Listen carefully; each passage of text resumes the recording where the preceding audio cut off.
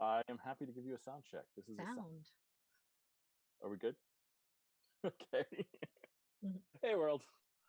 Sorry about that. New show. Welcome to our new show. This is called Which One Do I Roll? It's our new show in which we are going to be playing a variety of RPGs, not just any particular RPG, but really try and do a deep dive and focus into a bunch of different games and look at their mechanics and systems and all that stuff and figure out how to play those games. Each session is going to have us playing a game. Sometimes we're going to be figuring out the rules for a good chunk of the session because they're going to be broadly new games to us.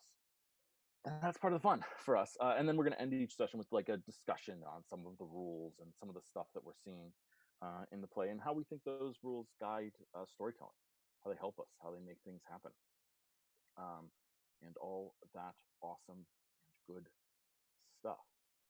For those of you that are new here, my name is Matthew. I am I don't even know what to say. Content guy? I don't even. Marcus, I don't have a title. No. You're perma DM? I don't know if that's even going to be true for very long. Okay, well, I am the semi perma DM in most of the shows on this channel, but definitely not this one because we're going to be playing a lot of games with a lot of guest DMs and game masters and storytellers and MCs and all sorts, and also games that don't require MCs and DMs and storytellers and both parts. So I guess I'm just Matthew on this show, which is kind of fun for me, different from the rest of the stuff that we do. I am a musician and a TTRPG creator and player and game master of various stuff and live in the San Francisco Bay Area. Um, and yeah, specialize in music and cool stuff like that. And I want my cast to tell you a little bit about themselves before we dive into the game. One of our cast is going to be a little bit late today. That happens sometimes, no big deal. When they show up, I can have Ash introduce themselves. But for now, I'm going to pass the mic to Nia. Well, hello. My name's Nia, aka Ghost Roll. I am a master's student in mental health counseling. And as far as my experience with TTRPGs, I've played for really maybe a year or two. Just D&D and Monster of the Week and some Burning Wheel. Not much in general, so I'm very excited to be trying out some new things. I don't think I knew that you played Monster of the Week before. When did you play Monster of the Week? Um, it was like a couple months ago, very briefly. My Mm. friends and I wanted to just try something different. Mm. Monster Week's a fun choice. How'd it go? It was fun. It was a lot of fun. Mm-hmm. We only did the one session, and I ran it, but it was fun. Cool. Yeah. Running powered by the Apocalypse games is like there's a learning curve with it, but once you figure out how to do it, it becomes very fun. Um, Yeah, I felt like it worked well for us because we like to story tell, and I don't know. I felt like it was much easier than learning D&D. yeah, I think that's certainly been my experience with a lot of these things. We may play Monster of the Week on this channel. A friend of mine loves running Monster of the Week and wants to guest run it for us on his channel. So we may play a little Monsters of the Week, which would be fun. Oh. Yeah, it would be fun. Cool, Marcus. You want to tell us a little bit about yourself? I guess. Yeah, that's the there you go. Hi, Marcus. Oh, sorry, this is not an anonymous.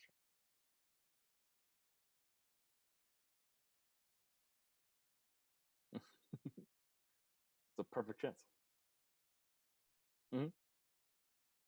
You stay in your house these days. Yeah, Respect. I have a shirt somewhere that says "Stay home, save lives." I think that's probably good advice in general. Why don't you tell us a little bit about your TTRPG experience? You said you, but what have you played and what have you been passionate about?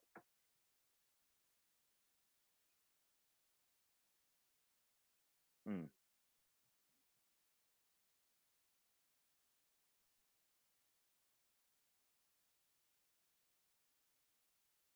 fun. Yep.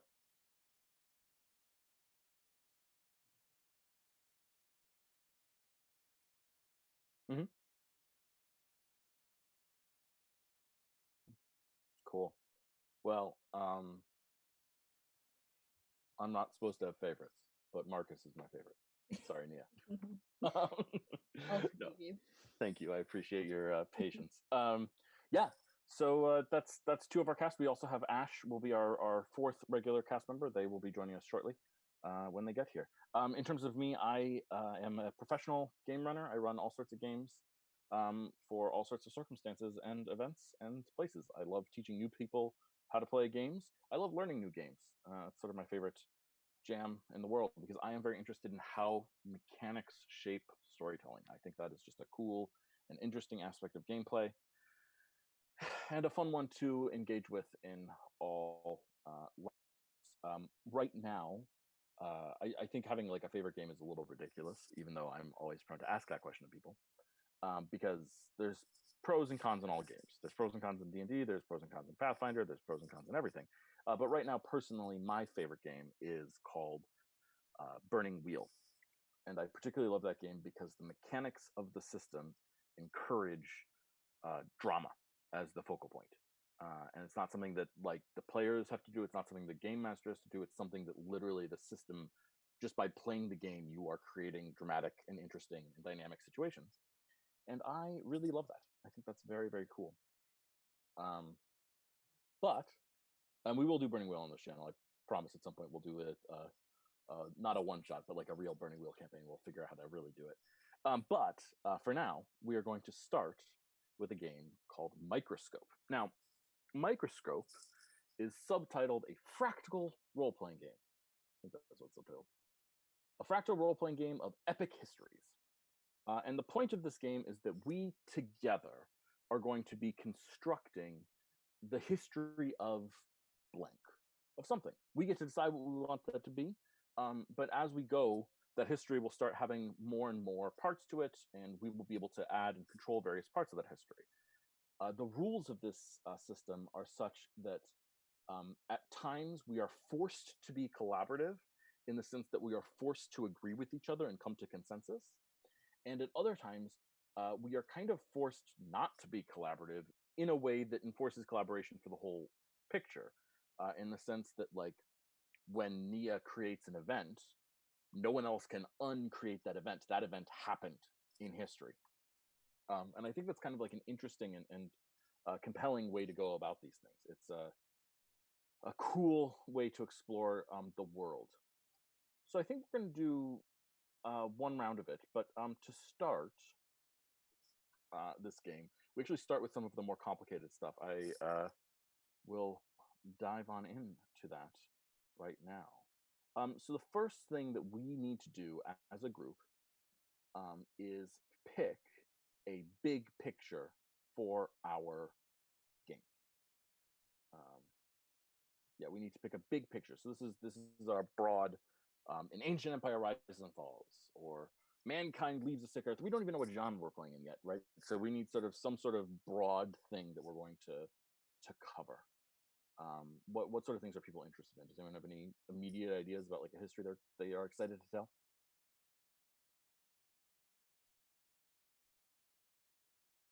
Please, someone jump in.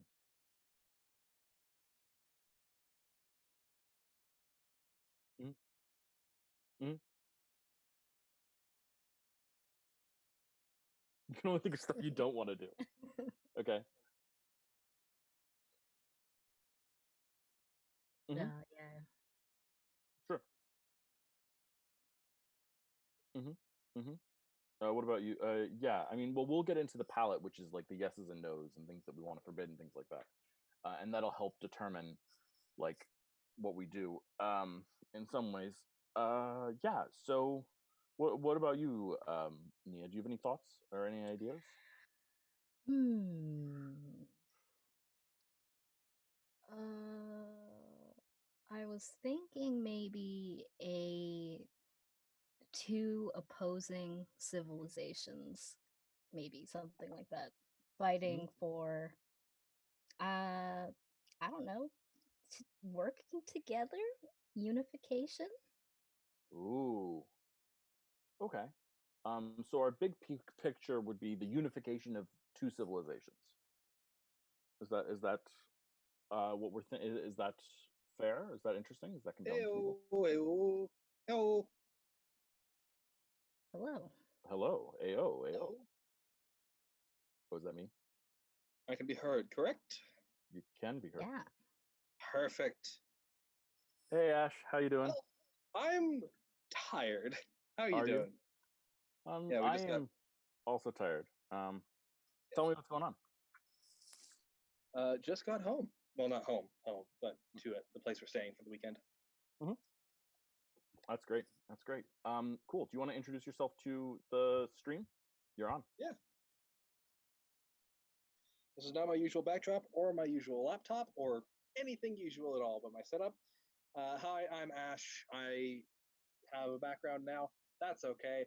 I do a little bit of everything, and I mean that literally. There's a reason my username is Create a Chameleon. I'm a creative person overall, but recently been doing a lot of management for a game development studio, so it's my thing. Awesome. That sounds great. Cool. Well, we're trying to figure out what our big picture for our game of Microscope is going to be. We've had sort of a loose proposal. I think we're still working out the details of two civilizations coming together. Do you have any thoughts about adding to that, or elaborating, or clarifying, or? Two civilizations coming together. That's so far. That's what we got. We got nothing else. We really just barely started. So Yeah, I was reading it on the drive over actually a little bit. What are the civilizations like? I guess we're still big picture, so I'm down for two civilizations coming together personally. Okay, two civilizations coming together. This is our big picture. So we know that broadly we're going to have two civilizations coming together. Yeah, that sounds good. So that means that we've got a bookend history, right? That's sort of our next step. Is we're going to create a card that opens history and a card that closes history. I think if we are closing history with a card, then we will close it with, I guess, probably the civilizations come together. Does that sound right to people? Yeah, I mean that makes sense. Is there a maybe Unification Day or something like that? We could give it a name. If anyone has any ideas. Anyone have any ideas for? I think it is. I think it is, and I suddenly had like a worrying, but Yeah. I'm pretty sure it's from Firefly, so I don't feel. Firefly did a Unification Day, but Unification Day is a pretty common name for stuff like that. Yeah, that sounds familiar. Yeah, I mean we can come with we can have any name we want. We could call it Zargle for all I care. I mean, I think the bigger question is, were the civilizations coming together peacefully or not? Well, we will definitely answer that through the course of play, but I don't think we know yet. Well, then we can't give it a name, can we? That's fair. Okay, so the unification of the societies. Beautiful. So that's our end point for history. What about our beginning point?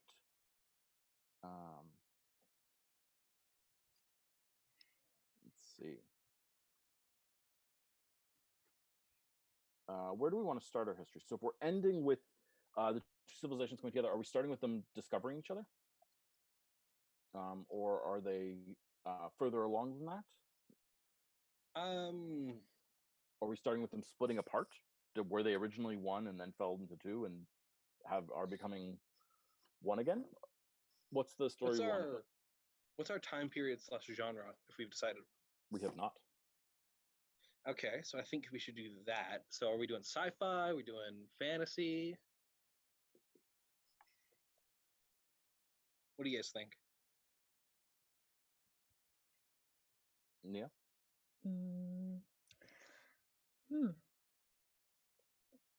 Why not sci-fi? Sci-fi? Okay. I can do sci-fi. You okay with that, Marcus? Okay. And that gives me a personal direction. Okay. So what's up? So let's see. Anyone have any opinions then? Now that we know that it's sci-fi and we know that we end with the unification of the societies, sci-fi is a broad genre, of course. It could be space sci-fi, or it could just as easily be robot sci-fi. We've got a lot of options there. I would presume space sci-fi. You presume space sci-fi? Okay. Does that sound good to everyone else? Yeah. Cool. So then, are these two civilizations that are coming together? Are these humans and aliens? Are these humans and a lost colony of humans? What's the story I here? like humans, lost colony of humans, or possibly two separate human species that developed individually Okay. Or entirely. aliens and aliens. Or two different alien species that developed individually. Also awesome. Sounds good. No, we can do that. So this will All right, be burn the humans. so these yeah.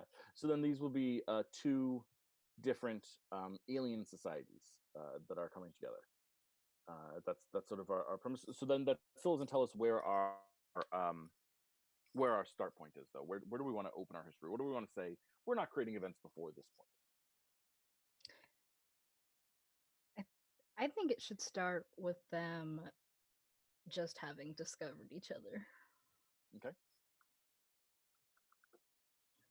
What if we skipped further in, and instead of starting with the how they met each other and some of those events, what if we skip straight to them starting a colony on a world together as an experiment? Interesting. Okay. Interesting. Hudson. Yeah, so it's past first contact a bit. So whether it have been war that occurred or more of a hey, you're weird, want a high five type like, of deal or whatever, then that first allows us a attempt. lot more. We can Yeah, get a so bit it's more like- granular. Yeah, it's the first attempt at doing something. Yeah. Together. Interesting. Okay. I can see that. How does that feel to everyone else? Yeah, sounds good. Okay.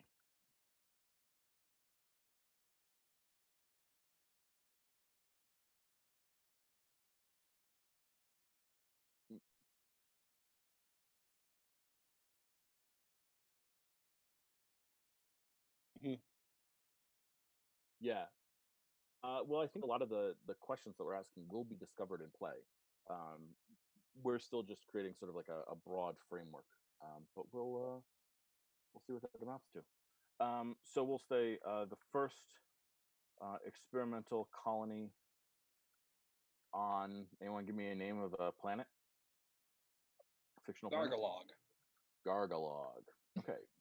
First experimental colony on Gargalog.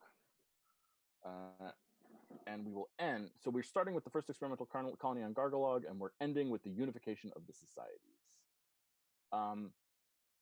Now we get to decide: do we want these to be positive or negative events? Is the first experimental colony on Gargalog, is this broadly a good period or a bad period?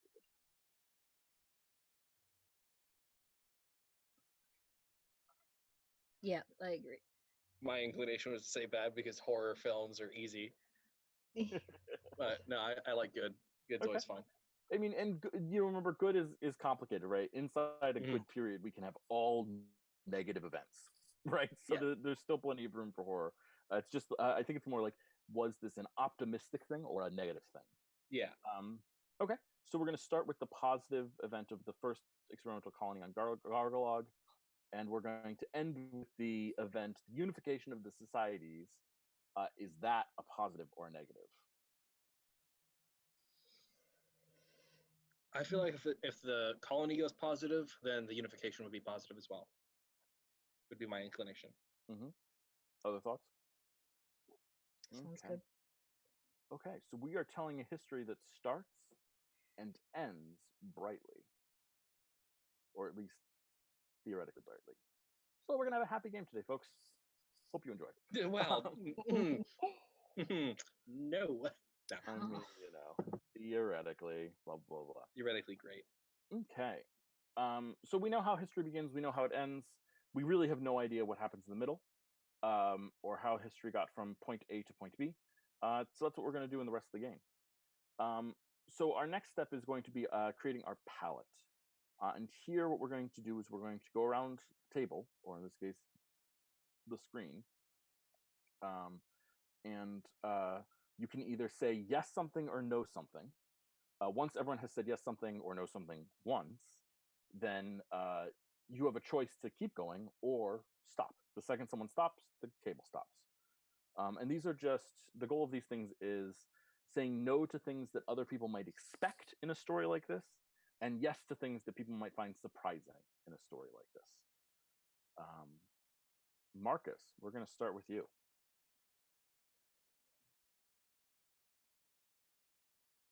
No, either a yes or a no. You get to say one thing now.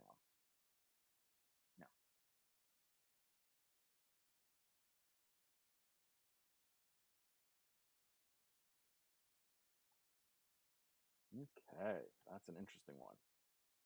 Okay, text, no. Weapons of mass destruction. So that means weapons of mass destruction do not occur in this history or in these stories. Ash, you get to add something or subtract something from the palette.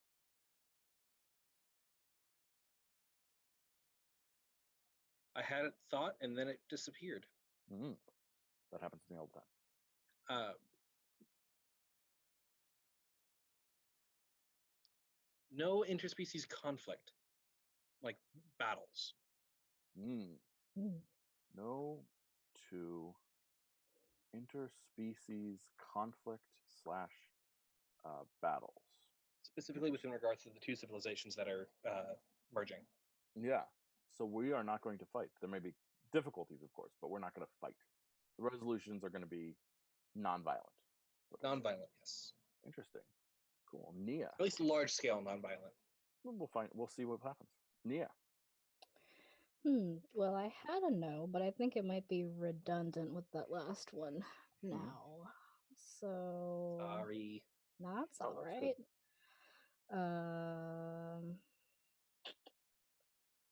So if I were to add a yes, could you just explain that to me again? Sorry. Yeah, so saying a yes is something that is that you are saying exists in this world, in this history. And typically the goal with saying the yes is saying something that is like surprising or something that we wouldn't necessarily expect in a history like this. So we're doing a sci-fi story, right? If you said, you might say, I don't know, yes to magic. That would be surprising to a sci-fi story in some ways, although obviously not in other ways. It's things that you would not typically be included that you want to make sure are included. Just like the no is things that are typically included that you want to make sure are not included. Okay, then I really want to add a yes to cowboys. Yes, cowboys. Firefly, here we come. Yes to cowboys. I love it. We'll see what that amounts to. That'll be probably livestock peoples than cowboys, but yeah, absolutely. Yeah. But I love the idea. No weapons of mass destruction, no battles. Yes to cowboys. Let's see.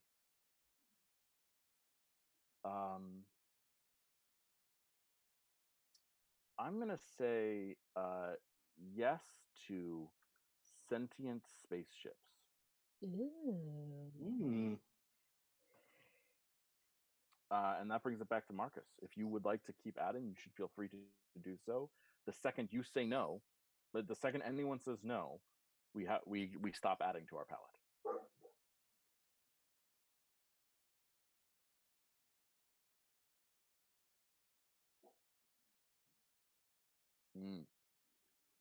Okay. Text. Yes to non-ape descendant species. Huge fan. Ash, that makes it you. Yes to a hostile environment. Ooh. It's to hostile environments. And Nia, that makes it you.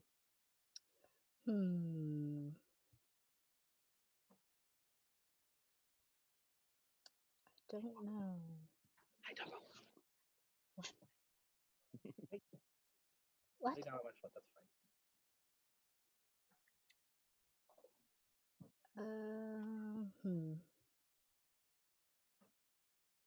A little bit stumped. You can always say that we're done and we're not going to add anything else to the palette. Most palettes have between the number of players and 3 times the number of players, like would be the most a palette usually would have, before people start saying stop, because there's obviously the history still to create, and we don't want to determine everything about the worlds necessarily. There's still a lot of room. Right.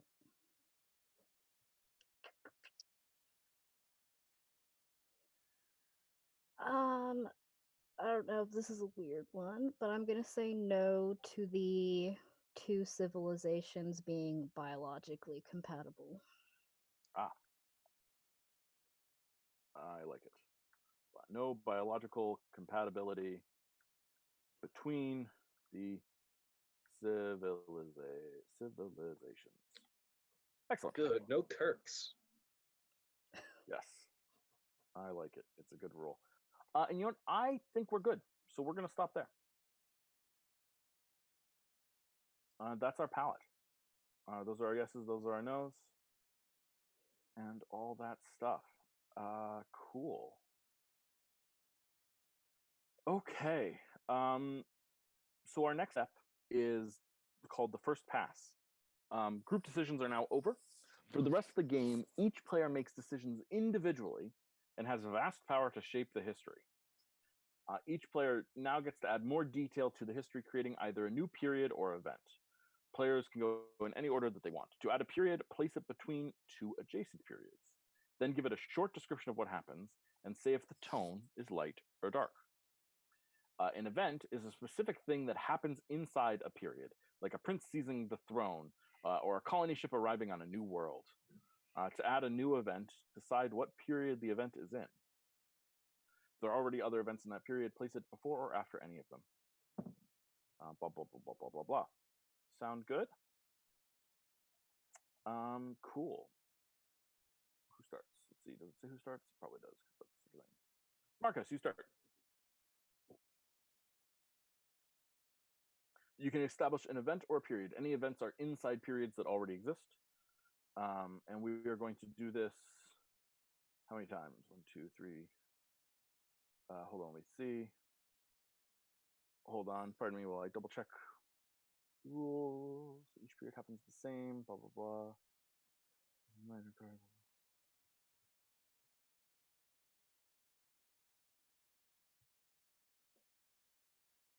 Okay, yeah, so they say create somewhere between 4 and 8 periods and or events. Yeah.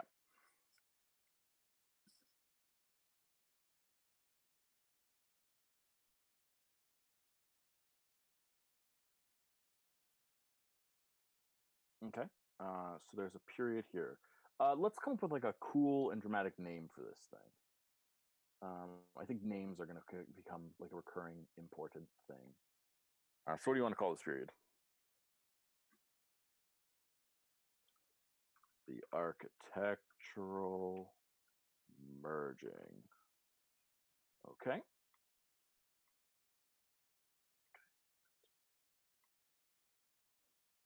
Cool.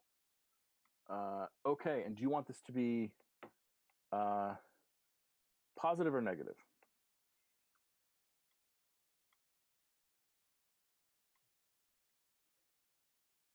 Or mixed? Okay. Oh, are we allowed to tone mix things here? Yes, we are. I'll say we are. I have no idea if we are.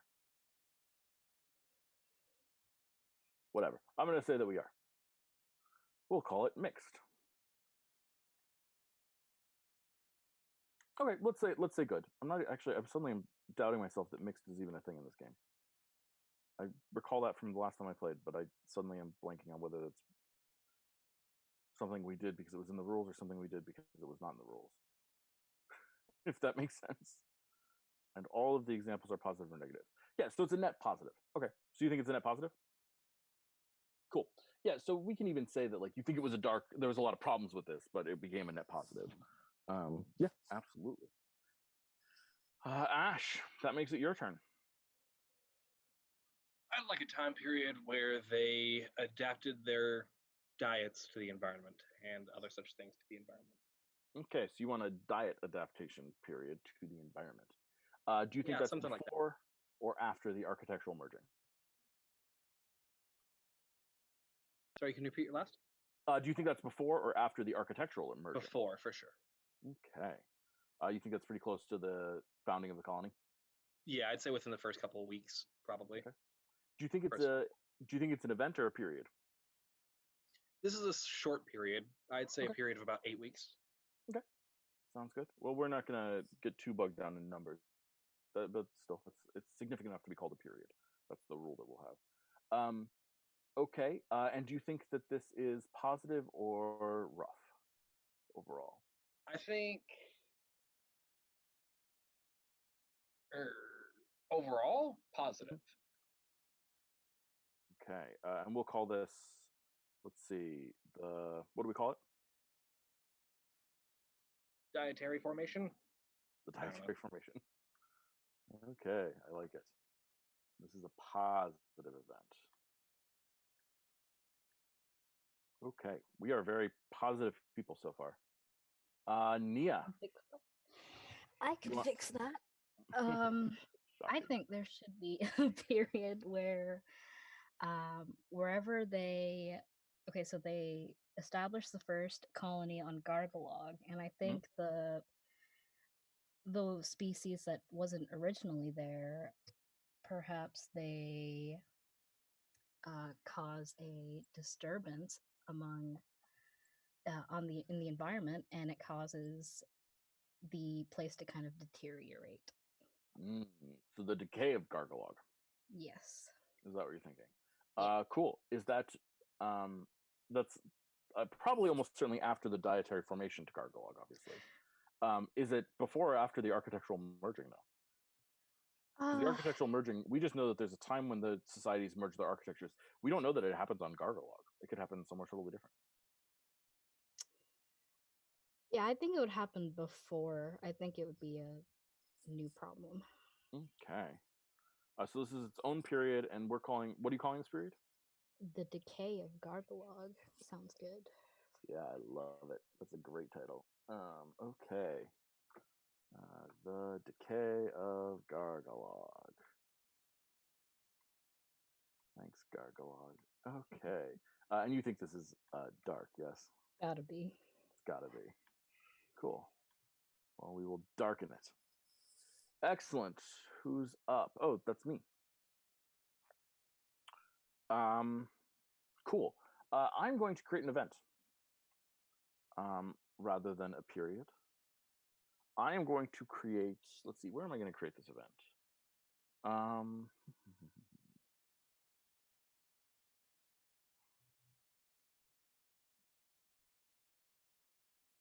I am going to create. Let me look at our palette for a second. Okay. Yeah. We've got non-ape descendant species in hostile environments. Cool. So I'm gonna put under let's see, under the decay of Gargalog. Maybe somewhere else. I'm gonna put under. Yeah, I'm gonna stick with under the decay of Gargalog. I'm gonna put the event the theft of the Spider Queen.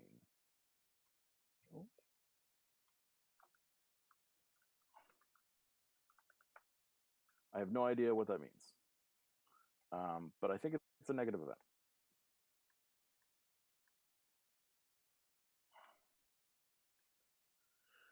Marcus, that brings us back to you.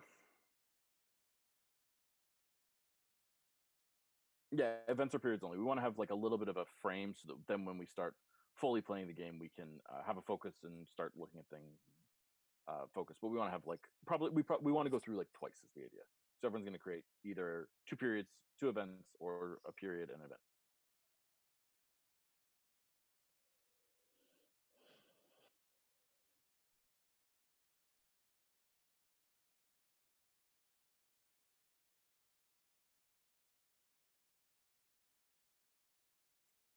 Interesting, cool. And that's a period.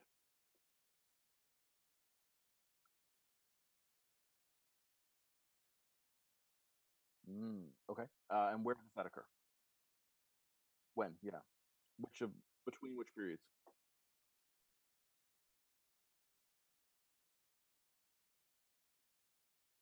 Okay.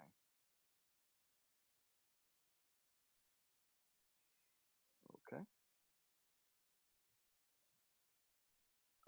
Okay. And we're titling this event The invention of spaceflight, or what are we calling it? Space age. Cool. And is this seen as a good thing or a bad thing?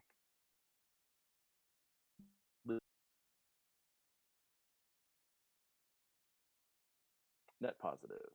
Cool. Okay. Ash. I'd like to add an event. Okay. And it dropped from my brain.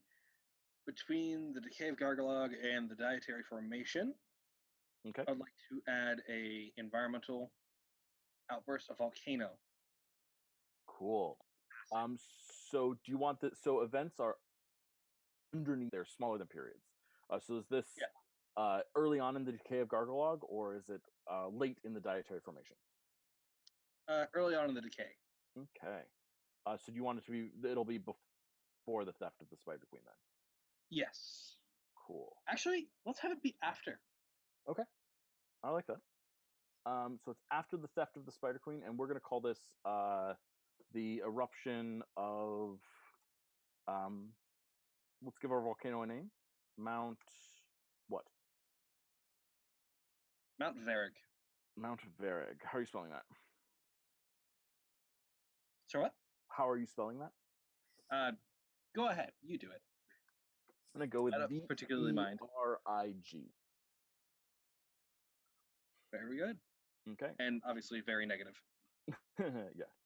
It's pretty rare, although it could be interesting to run a game where the eruption of a volcano is a good thing. Okay. Nia.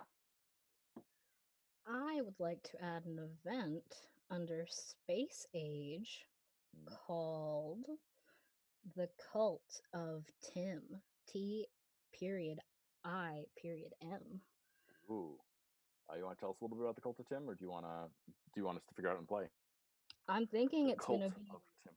a sentient spaceship, a very charismatic one. I love it. I think that's great. I'm excited. And is the cult of Tim a good thing or a bad thing? I think it's gonna, it could go either way. I think it's gonna be I want to say bad thing, but what if it was a good thing? I'm gonna say bad. It's a cult. It's gotta be. Yeah. The word cult does sort of imply a certain degree of badness, Okay, I'm just gonna try and move these a little bit. Okay, getting in the right direction at least a little bit. Okay, and that brings it to me. Let's see. Do we have? Okay, I'm gonna add another event, and I'm gonna add it under the dietary formation, and I'm gonna call it the extinction of the motos, which I think are going to be the original food source, which is why we need a new dietary formation. I might be wrong about that though. I'm not still setting that down. I'm going to call it the extinction of the motos, and I'm going to call it a good event. I don't know why, but I'm vibing it. Okay. Yeah, I'm putting under the dietary formation actually. Yeah. Okay. So I'm going to spread these out a little bit. It looks like the architectural merging is a little bit closer to the unification than I perhaps originally thought. But we'll find out. So I'm spreading these out just a little bit. You guys can see this on the screen, of course. You guys can also create these on the screen. The way I would recommend you do it is in the top left are the things you click and copy and paste in an area, and then you move it to where it looks roughly appropriate. I'm not too worried about everything looking perfectly, but broadly, that's the way we do. Okay, so that is the game setup. We've now set up with a game. We're not. I know that you thought we were playing a game, but we were not. We were in fact only setting it up. Okay, that yeah.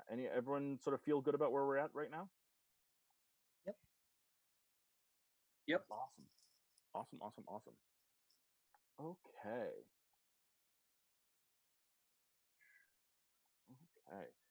So looking at the way this goes, the next thing we're going to do is we are going to pick someone to start a focus. They're going to name a focus, and then we all are going to create periods, events, or scenes now. Scenes have been added to the mix, but they have to stick with the focus. So whatever the focus is, we've got to stick with that. So there's a lot of power. Who picks the focus changes over time. So the focus is sort of the first thing that we're going to start with. And Marcus, we've been playing with you as the first player, so you're going to pick the first focus for us if you're down for that. It is definitely pretty broad, but let's just read the examples in the book. Blah, blah, blah. Play can jump backwards or forwards in time all across history to keep everyone playing the same game. The lens picks a focus, which is a unifying theme that ties the stories together, at least until the next lens picks a new focus. The focus can be anything: a person, a place, a thing, an institution, an event, a period, a concept, anything you want. The lens can use something that they've already came up with in play, or make up something new on the spot. If you're making up something new, you'll usually declare the focus, then make a period, event, or scene to show what you're talking about. Here's their example. The new focus is going to be the sinking of the Gabriel Dora. It's a luxury liner that goes down mysteriously. So first, I'm making a new event where the ship sinks in the North Atlantic with no known survivors. Okay? That give you a broad idea. So the way this is going to work is that you get to you get to do three things here, potentially. 2 or 3 things, your call. 1, you have to name a focus. Okay? 2, you can create either a period and an event, or an event and a scene, but they must be nested within each other. Does that make sense? Yes. Well, the focus isn't going to be an event that we're all forced to deal with. The focus can be the focus is the topic that we're dealing with. So in the example of the sinking of the Gabriel, whatever it was that they had, if that's the focus, then there might be other events that lead up to the sinking. There might also be events that are like people talking about the sinking, right? Maybe like if the focus was the Titanic, right? Then we could tell the history of the Titanic sinking. We could talk about like the birth of cruise liners. That would be within the focus. We could also talk about the movie Titanic 100 years later, and that would be part of the focus as well. Yeah, so it's a very broad concept in some ways, or at least a broad approach to a narrow concept or something.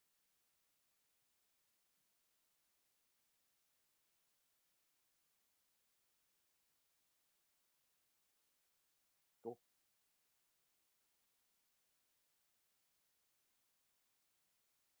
Mm-hmm.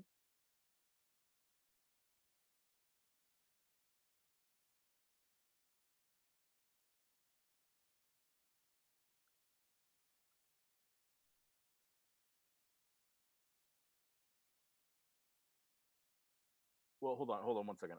I want to make sure that I get everything that you're saying correctly. So the Cult of Tim, and what's your let's see, rise of the Cult of Tim. So the cultist is the formation of the Cult of Tim, and your event. What's your event?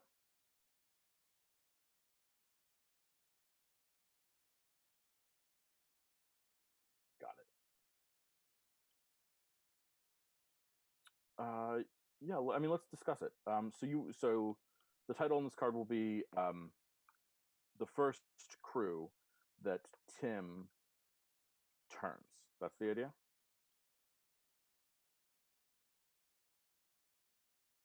Cool. Okay. I think our happy ending will be very weird. Okay, so you're starting with the first crew that Tim turns. That's your event. So that'll be within the space age, I assume. Okay. And is this a happy or a sad event?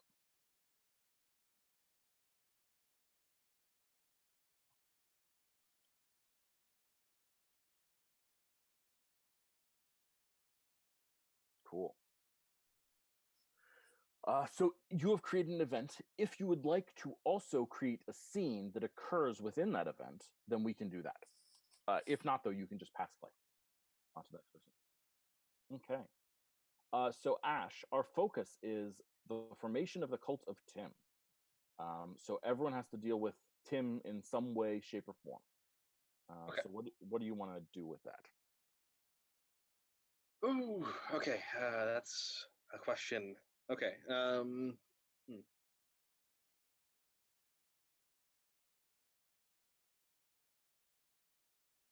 So I can add an event inside this, or You can you can add an event inside this. You can add a scene inside this.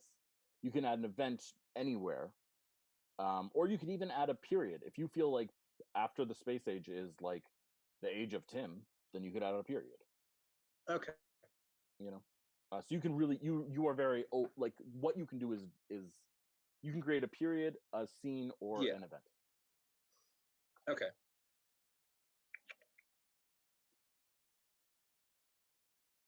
Oh, that's a lot. Okay. So for scenes, Scenes are the most complicated. When we do that, we're going to go over the rules, but let's make sure we want to create a scene first. yeah. Mhm. Damn my cinematic brain. All I can think of are scenes right now. Let's do a scene then. Nah, let's do an event within the first crew Okay. where they start to spread that at a space station. Start to Okay. spread Tim at a space Okay. station. And is this positive or negative? Oh, I'll say overall negative. For Tim, positive. Obviously, for Tim likes being spread, but for history, we think of this as being Tim is peanut butter. negative. So this is Tim is brought to. Do we have a name for the space station? Does anybody else want to come up with a name? Yeah, I mean, I feel like I'm trying to understand society a little bit. We've got what names do we have? We've got TIM, we've got Mount Vareg, we've got the Spider Queen, we've got Motos, Gargalog. We've got Gargalog. So Tim is brought to. Like, are our people? We don't even know who our two societies are yet, which is interesting. But we'll get there, I'm sure. Are these people? I feel like, let's see, do we have two types of names? Because that would be interesting to notice. Motos and Gargalog feel like one thing. Spider Queen and Tim feel like another thing.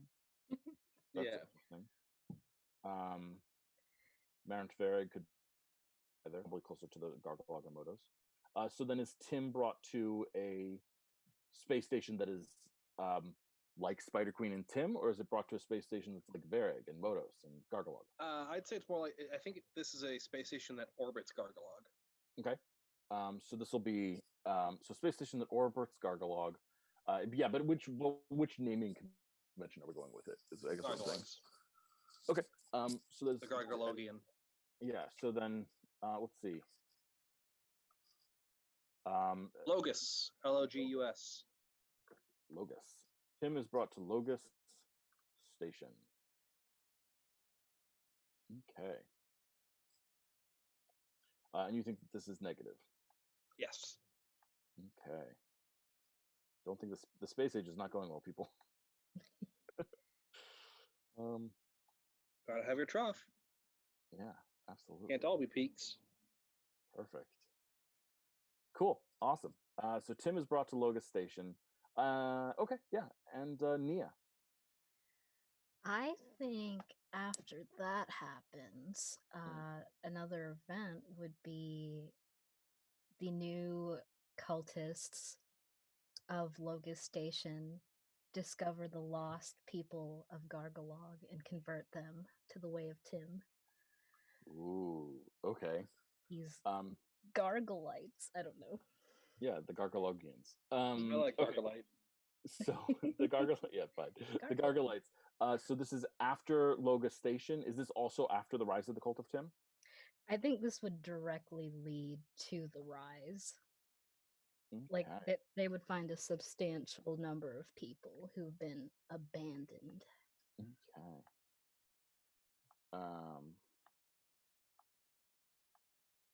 So this will be let's see. So what is this? Say again. So Logos Station. What happens? Logos Station does what? The newly converted cultists find a lost group of people on Gargalog and convert them to the way of Tim. Okay. The cultists find and convert the lost people of Gargalog. Sound right? Yeah. Okay. I just want to make sure that I'm getting it broadly right. Okay. Yeah, that makes it my turn. So I'm gonna make a scene. Let's see. Let's go over the rules for scene making. So scene making is the most complicated thing. It's actually what the largest section in the rule book. Scenes are the smallest units of history. They show us exactly what happens at a specific place at a specific time with specific people. Scenes are also different because instead of creating them unilaterally, all the players join in and role play to determine what happens. When you make a scene, you give up absolute control, but in return, you get to decide what everyone is going to role play about. To create a scene, you first pose a question, something you want to find out about the history. Okay. So I think the question that I am going to pose, I'm going to nest this inside of the cultists find and convert the lost people of Gargalog. And the question I'm going to pose, let's put it on the top of this thing, is why did the lost people of Gargalog convert to Tim?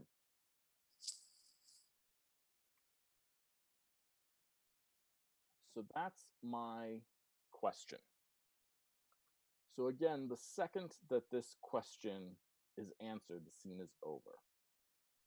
So I've stated the question, and I'm going to set the stage here. Let's see, where does this scene happen? I think this scene happens in a meeting between the lost people of Gargalog and the cultists of Tim on Logos Station. So the lost people of Gargalog have been brought to Logos Station and are meeting or in a conversation with the cultists of Tim. In terms of characters that need to be there, I'm going to say the leader of the Gargalogs, whoever that may be, and I'm going to say Tim needs to be there. Let's see. Am I going to forbid anyone? I don't think I'm going to forbid anyone. Yeah, I don't think I'll forbid anything. So those two characters have to be there.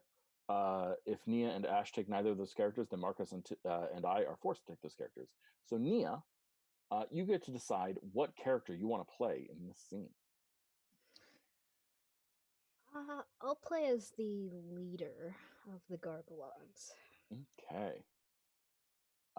Ash, what character do you want to play in the scene?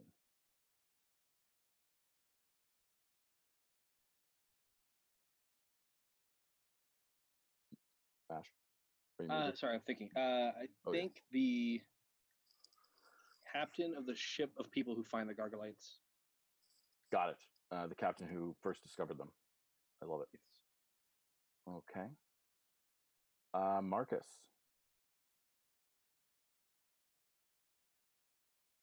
You can make whoever you want, and if you pick someone besides Tim, then I have to pick Tim, which is I'm fine with, by the way. But it's entirely your call.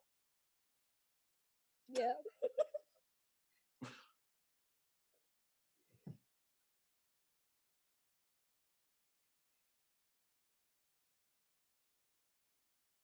Ooh, I love it. So you're like a devout religious person. So, Tim. You're the zealot. Okay. Yeah. Yeah. So you're the zealot, and that leaves me with Tim. So let's just go over those characters again. Typically, if we were playing this at a table, we'd make name tags and put them on so that we all know who we are. Um, so the question is, why did the lost people of Gargalog convert to Tim? And our characters are, let's see, we've got the captain that discovered the lost colony of Gargalogs. Do we have a name for this captain? We don't have to. We just can. Dairy Peter. Dairy Peter. Dairy like Barry, but with a D. Dairy like Barry with a P. Okay. And then his sycophantic first mate, the Zealot. Do we have a name for the Zealot? Carrick. Carrick the Zealot. Okay, I'm gonna type these out. Actually, I should do this. Dairy Peter, Carrick. What about the name for the Gargalog? Reader. Zorog the Seventh. Xorog. Xorog. The seventh. And Tim. Now, again, if we feel the need to add seconds, we can add secondary characters. So if someone walks into the room or something like that, that's all. That's all welcome to do. There are different rules for resolving things with secondary characters than primary characters, but broadly, that's right. Okay, so everyone's picked characters. So now what we're going to do is what the review thoughts. Each player states one thing that their character is thinking about the upcoming scene. So again, we'll start with Nia. What is? Oh, nope. Yep. Did I do this wrong? No, I did that right. So we'll start with Nia. So Nia, what is one thing that Zorog the Seventh is thinking about coming into the scene? Remember, it can't answer the question. Okay. Zorog the Seventh is thinking. He's wondering what the people, the cultists, want of his people. They've been self-sufficient for years. Okay. So he wants to know what people want. For Captain Derry, what is Captain Derry thinking about at the start of the scene? I think Captain Derry is wondering why the reports of Gargalog were lies. Excellent. Beautiful. And and first mate Carrick, what were you thinking at the start of this scene?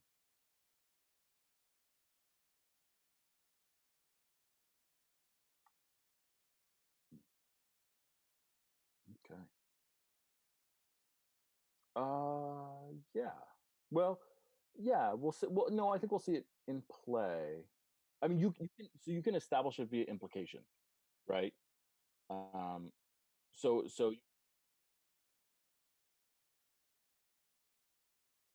no, you could say a little bit of what it is. There's ways of doing it. Yeah, you could say something. Yeah, say something.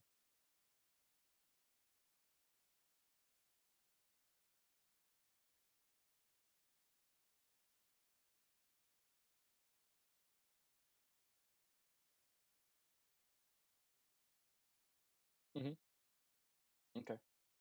Cool.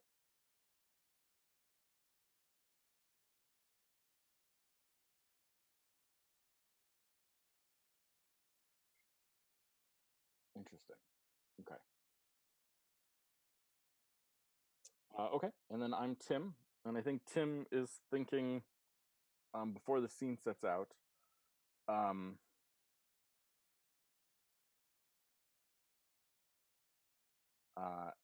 How can I get reasons of the remains of Gargalog societies? the resources from the remains of Gargalog societies. I think I'm also thinking the truth. Okay.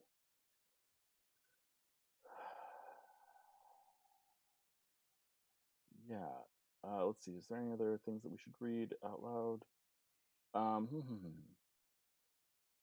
Okay. So I think when the scene starts, Captain Derry, Peter, First Mate Carrick, and Tim are all in a room on Logus Station. Tim is in all rooms, of course, at all times. Mhm. And Zorog the Seventh's ship has just docked. So Zorog has come to us. Either that, or we have sent a ship to get him. Okay. I don't think we know yet. And again, the scene is over the second we know why did the lost people of Gargalog convert to Tim. So, let's get going. So Captain Derry and First Mate Carrick, you're in the room together.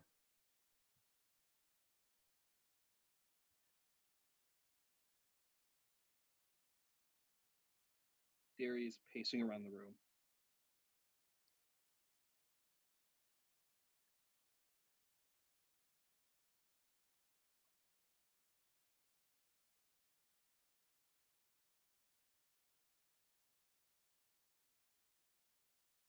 Targets aren't the concern here. Desperate is possible. The reports said Gargalog was destroyed years ago.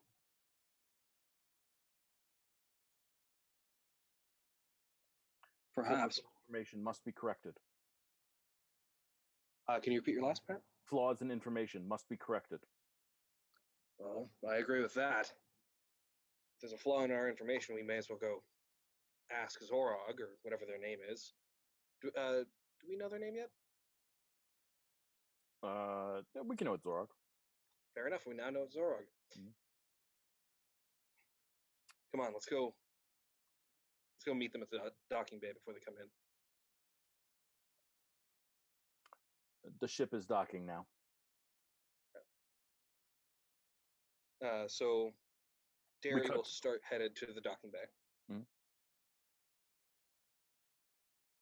Tim is always there. Omniscient Tim. As Derry enters the docking bay, I believe Zorog is exiting the ship. Yeah, Zorog the Seventh steps into the room with a group of other people. They're all wearing weather-worn clothes. It's about a group of 5 people, maybe.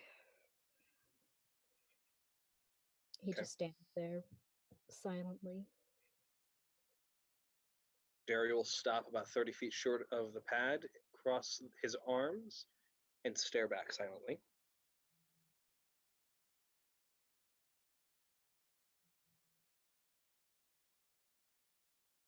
Well, you invited me here. How are you alive? How are you alive? Well, first my parents got into a thing, but that's not a question we're here to answer. Then why ask me? Because Gargalog was destroyed, was it not? No, I just came from there. How? Well, not everyone was weak to the environmental changes. My people and I survived where others did not. This seems highly irregular. I agree. How did you survive?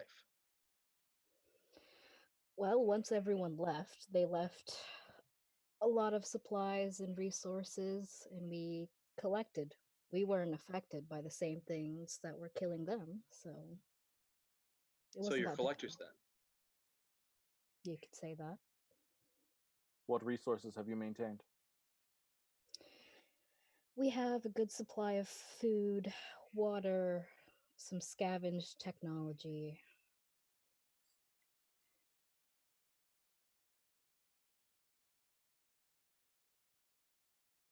Sorry?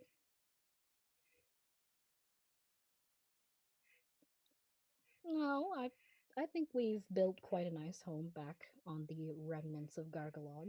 We're quite content. Uh, bit surprised that you Sorry, go invited us.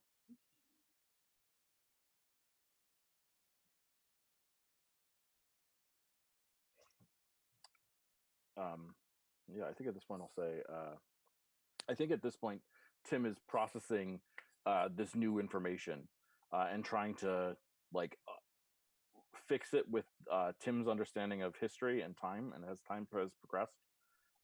And Tim then states, "We would like to examine your body." Tim, I there's a don't. room for that.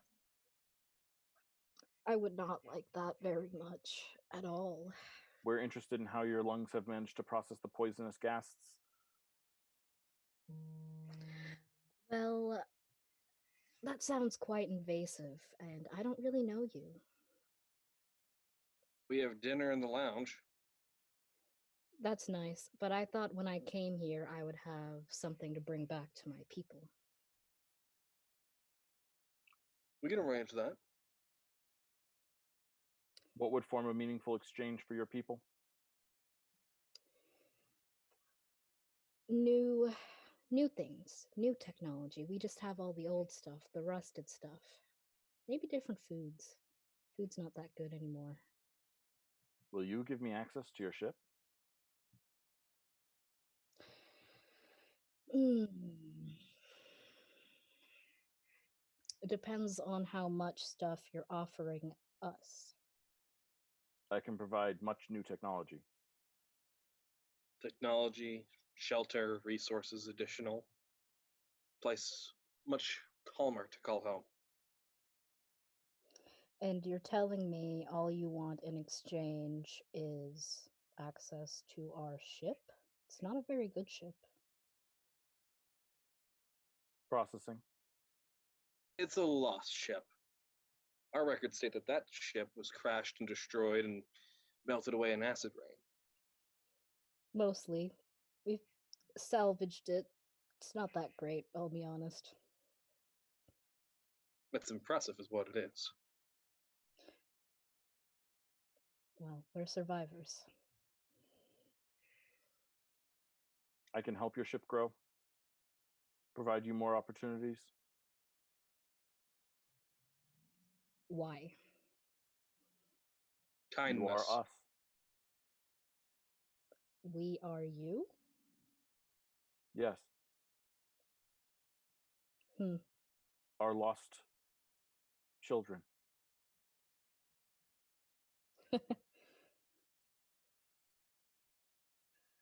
Well, I can't say this isn't extremely creepy, but we could use the resources. So if all you want is access to our ship and in exchange for access to your resources, then that sounds like a good deal to me. Is this your only ship?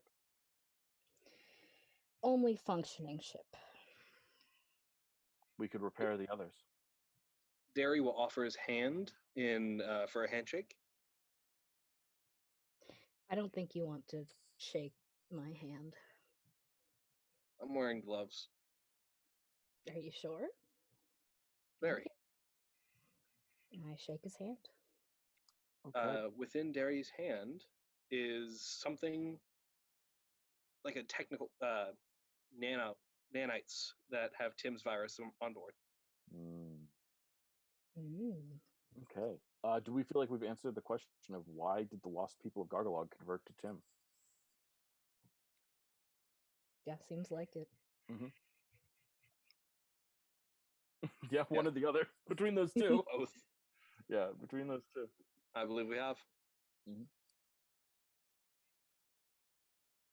Yeah. I think it was just the room. Like there's just a loudspeaker in the room. It's just speaking over it. Yeah. That or a communication device on dairy or anything Yeah, else. something like that. Like I don't think it has I don't think it like really understands the need for like a physical body in some sense. So it's just like I think maybe to represent it's Tim that's talking, like the lights flicker in any given room. Like it just turns them on So and off a Tim little bit. is a cinematic drama queen. Yeah, Awesome. exactly. Yeah. Gotta be. I can't let you do that, Dave. Yeah, I mean I think that's exactly right. Awesome. Okay. So let's see, how do we label this then?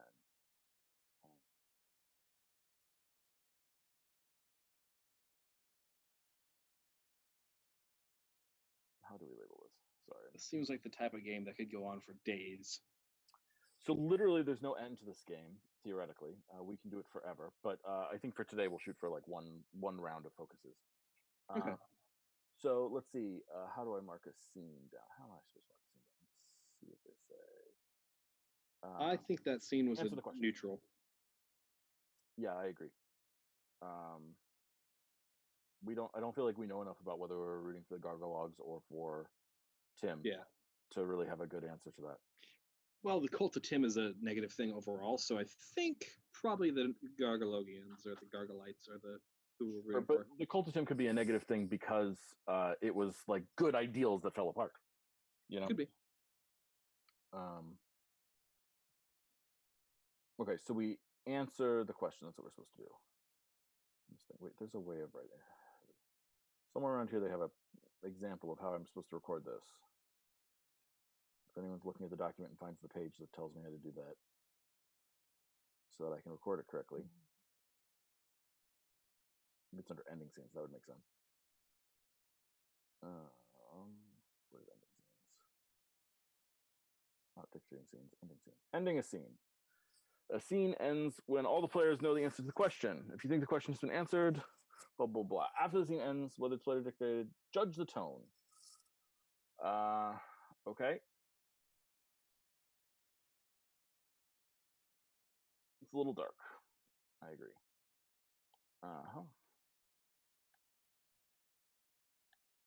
We'll shrink it to small size because it's a scene and this is more stuff. Write the answer on the bottom of the scene card along with lighter dark circle. Then put the card beneath the scene event that it was in. Oh, I'm supposed to put the characters in the middle. Got it. Okay, characters in the middle. And then a new text box for the answer. How do we word the answer? Desperation. False handshake. Met false. Met deceptive. Not false. I think that's good. False hand. Deceptive would be actually more applicable, I believe. Yeah. Met deceptive handshake. Met.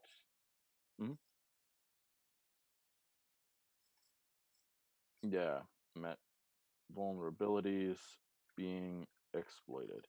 Yeah. So in essence, we had in a substantially more powerful civilization affecting a lower civilization.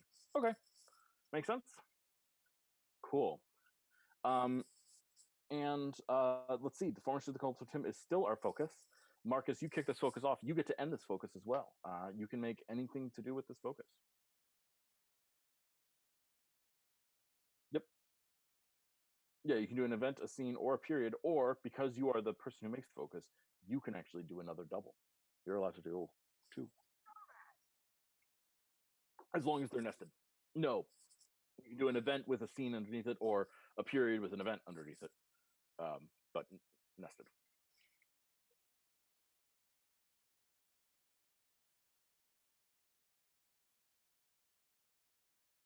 Yeah, the formation of the cult of Tim.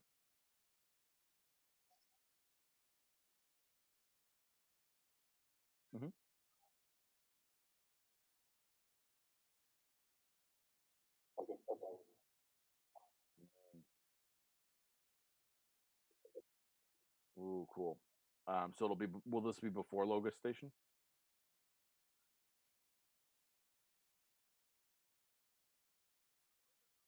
So, well, we don't think in terms of time. We think in terms of where it is in the events.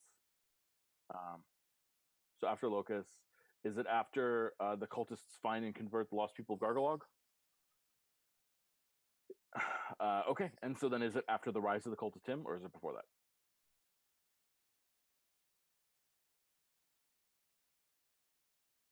Hmm. Hmm. Okay, so it's his first major. So Tim's first major acquisition. Cool. Okay. Let's see. We'll call this text Tim first major acquisition, a capital ship. Beautiful. And is that positive or negative?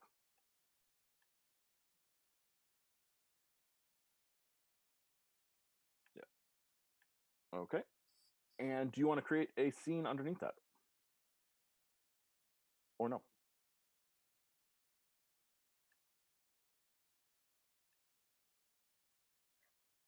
I'm not against it.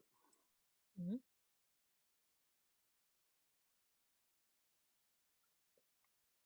Chim's first major acquisition of capital ship. Why don't you talk to us a little bit about it? Maybe we should flesh it out a little bit more. I feel like we should talk a little bit more than we're talking.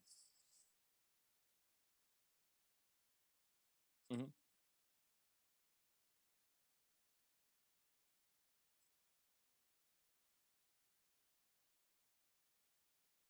Mm-hmm.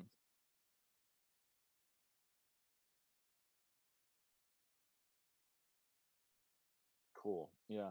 I Mm. mean, I think the question is, do you, Marcus, have an interesting question that you want answered inside that event?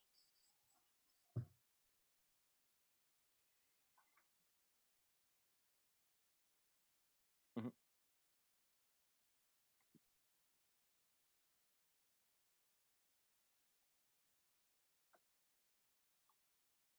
Mm-hmm. Yeah. How did Tim? All right. So the question is, how did Tim consolidate power? Okay. How did Tim consolidate power? Okay. Um, great. Yeah, that's our question. I think it's a great question. Um, so what characters are in the scene, and what characters are not in the scene? You're gonna say Carrick is gone? Oh man, I was gonna play Carrick. That's totally fine. It's your call. Good. Mm. Yeah. So who's in this? So Carrick, no Carrick. Okay. Who else? Okay. Okay. You can't say more than two that are there and two that are gone. So you've got one more gone if you want to say someone.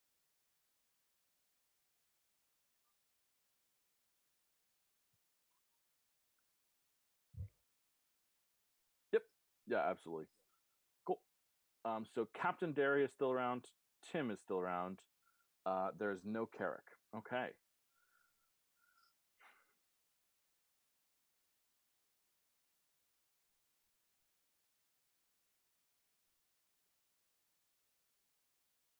Okay. So I get to pick characters first. So I'm going to pick. I'm going to play. Who am I going to play? I'm going to play President. Uh, um, President Chion. The who is the president of the mantis, the mantis people, since we've got non-ape species. And that makes it Nia's turn. Who do you want to play? I'll play Captain Derry. Okay. Ash, who do you want to play?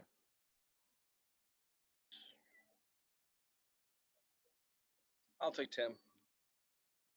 Mm-hmm. And that leaves Marcus. You are free to pick. You didn't. Everyone that you've wanted in the scene is in the scene. Okay. Yeah. Marshall.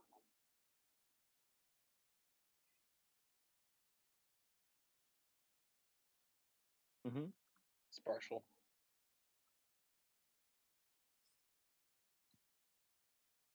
Cool. Do we know the space marshal's name?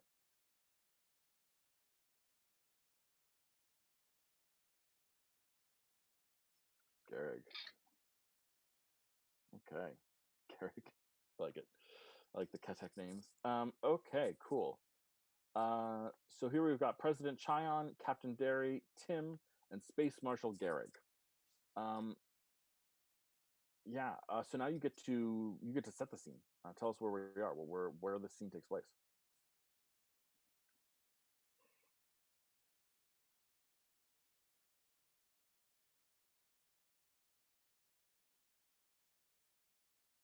Mm-hmm.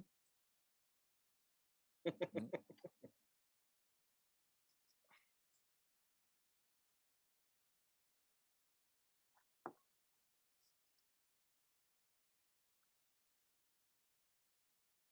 Mm-hmm. Mm-hmm. Okay. I love it. Okay. So I'm guessing President Chion will be in the throne room at the start of the scene. Um, yeah, maybe we just start with all four of us there. Does that sound right? Mm-hmm. Space Marshal Garrig, I cannot believe that you would betray me like this.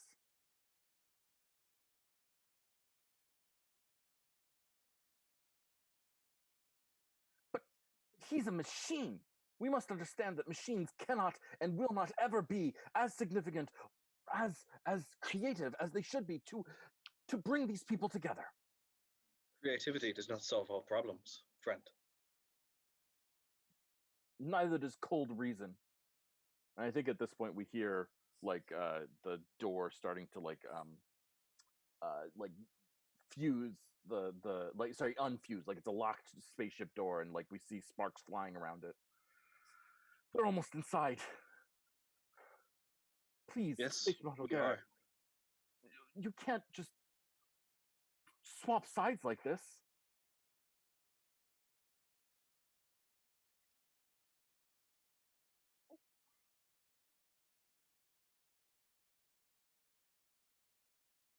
We already have control of the ship at this point. We just need your men to stand down. Yeah. And I think at that point the door obviously pops open. President Chion looks up and he sees the door pop open, and if it's okay, he sees Captain Derry on the other side of the door. Well, dear President, what'll it be? Hello, Captain. Hello.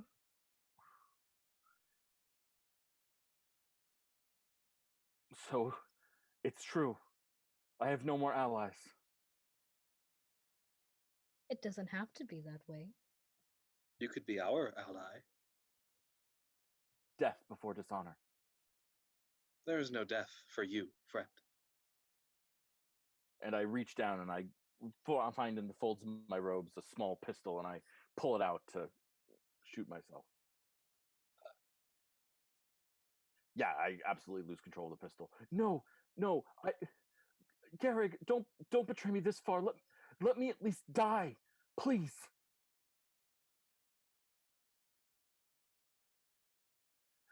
Plus, as you said, friend, creative solutions are useful. I loved you once, Garrig. Do you need a room? Yeah, I think we've answered the question. Does anyone disagree? I mean, that doesn't really answer the consolidation of power as much as, yeah, it's ours now. But at the same time, it does. I feel it answers it sufficiently. Okay. Well, we can keep going. I don't think that's unreasonable. Yeah, let's keep going. So President Chion looks up and says, "What do I do, Tim?" Simply allow me into your systems fully. Give me your presidential passwords. That is all I need.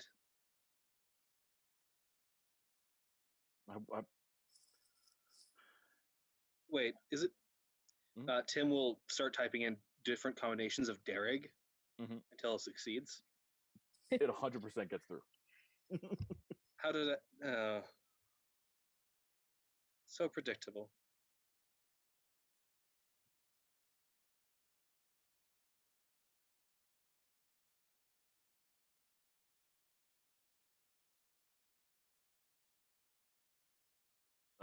Gargalog.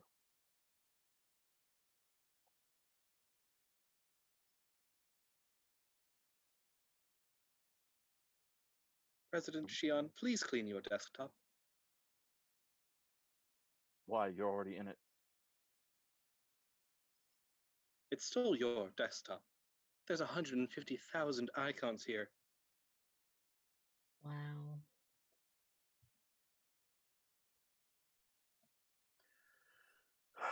Well, what do you need, Tim? You have it. You can take what you want.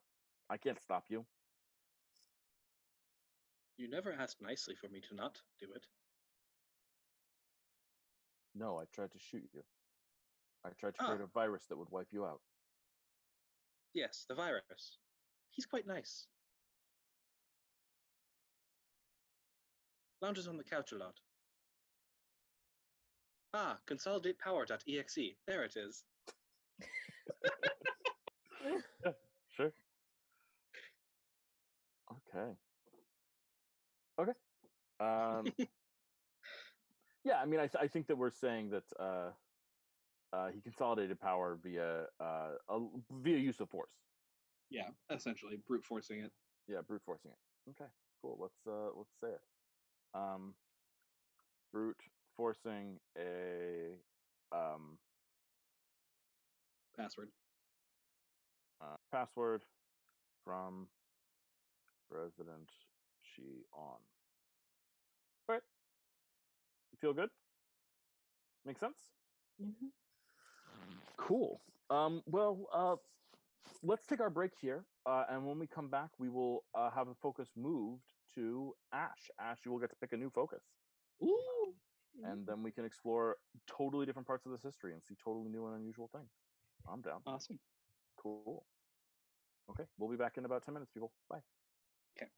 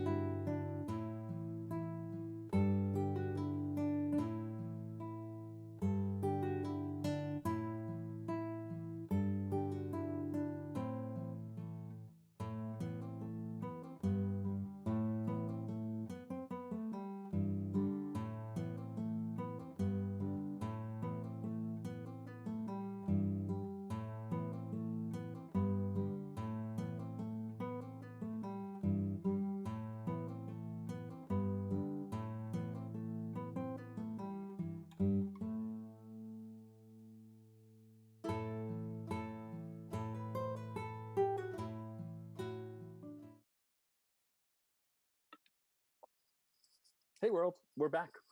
We've been playing Microscope here, and if you don't know about Microscope, it's a really cool game, and I highly recommend that you check it out. It's a game created by Ben Robbins, which helps guide you through creating history. I also think it's a cool way to sort of think about and understand history. We can sort of retcon the world and think about history in different ways through a microscope, which is kind of fun. If you are enjoying this show, please check out some of our other content as well. We've got shows on Sundays, Mondays, Thursdays, and now this show on Fridays. The other three shows are all set in the world of the Shimmering Seas, map made by Creative Chameleon down below. Feature both Marcus and Nia as players.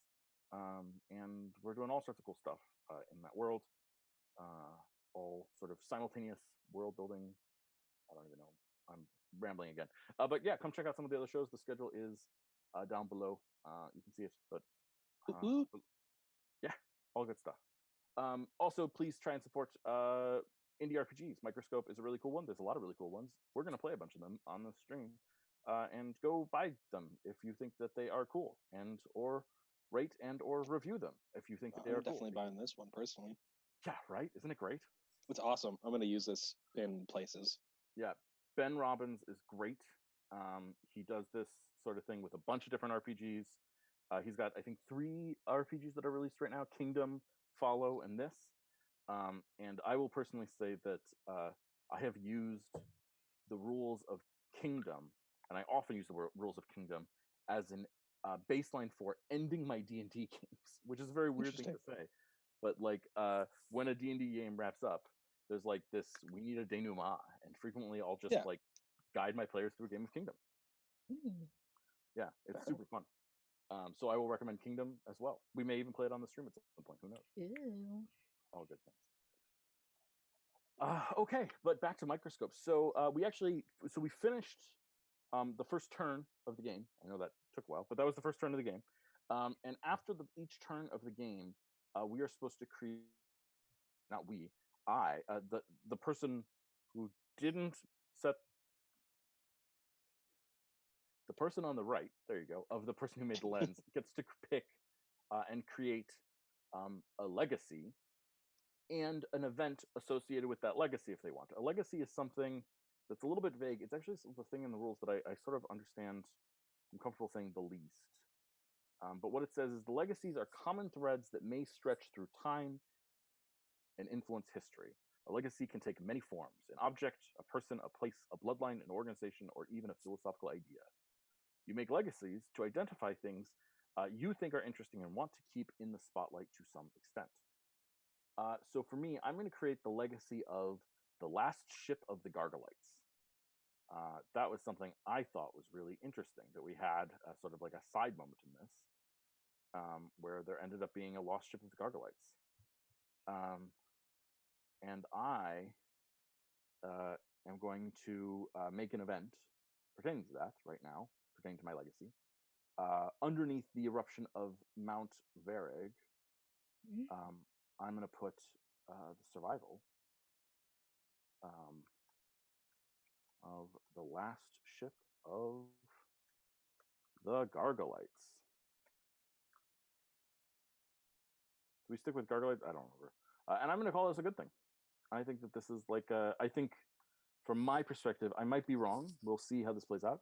But for me, I think like this last ship of the Gargolites might become like a mythological force in some ways, like a King Arthur or a sword, like a source of great pride and a great hope for our Galician peoples.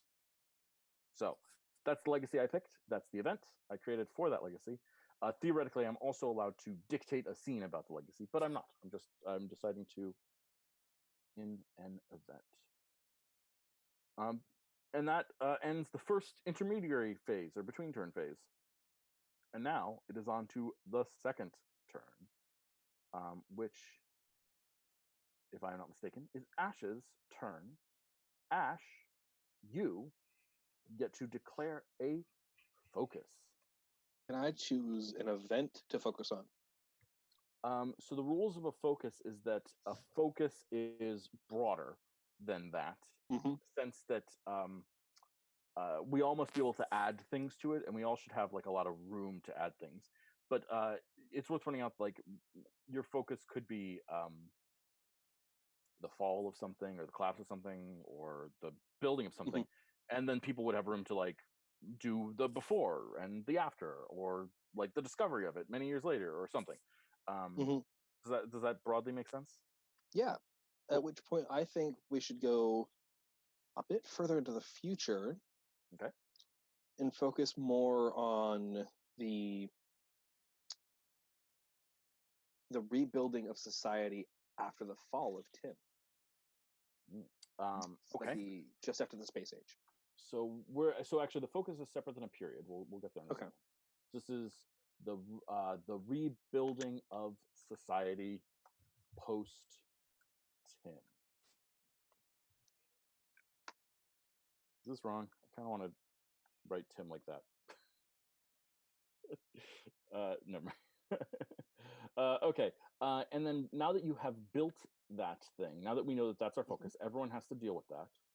We don't have any choices in the matter. Everyone has to deal with the rebuilding of society post Tim in some sense or another. You, Ash, can create a period, an event, or a scene, or a period and an event, or an event and a scene. Okay. Then I'll do a period and an event. The period is the the terraforming of Gargalog. Ooh, I love it. I guess recolonization would be better in general. Terraforming gives us a terraforming would be an event within the recolonization. That's right. Colonization of Gargalog. Is this a good thing or a bad thing? Got a lot of good. And we're going to stick with good. Yep. Sounds good to me.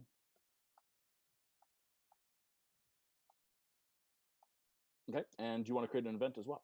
Yes. Terraforming of Gargalog. Excellent. And that will be bad. Oh, interesting. Terraforming goes poorly. The terraforming of Gargalog. And this goes badly.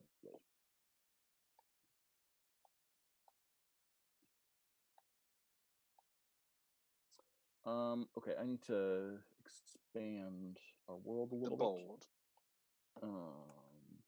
Let's see if I can go to that. How badly? We'll see. It might slow down things a little bit, but we will do our best. As I said before, this is clearly not. This is a great game, but it is designed for postcards, not for Roll20. Okay. I wonder if a Trello board would have been better for this. It definitely would have. 100%. Oh well. Definitely 100%. Oh, crack. Ow. My chair is very uncomfortable. I need a new chair. Just so everyone knows. Whenever I complain about my back hurting, it's because of this chair that I'm sitting in for many hours. Okay. So our lens is the rebuilding of society post-Tim. Yeah.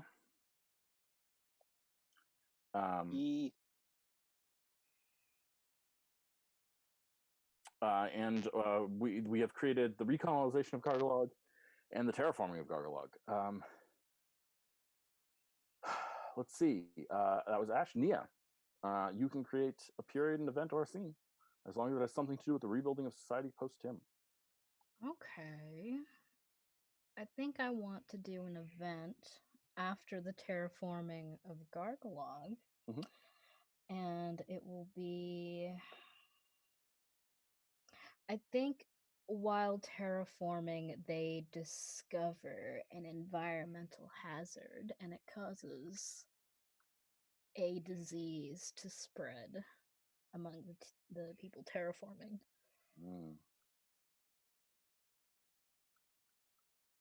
What should this be called?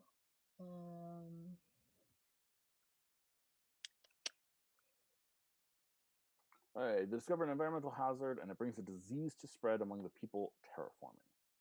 Is this a good event or a bad event? It's gotta be bad. So it's not a happy disease? Nah. Okay. Just checking. You never know. Okay. Sometimes this is just jam, you know. Mm-hmm.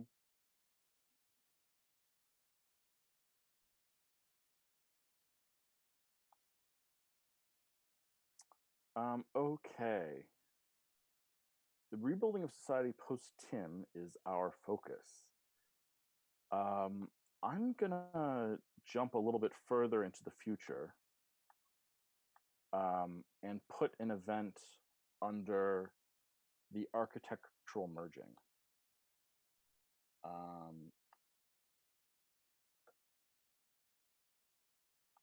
I'm go. Let's see how we feel about this. That scares me.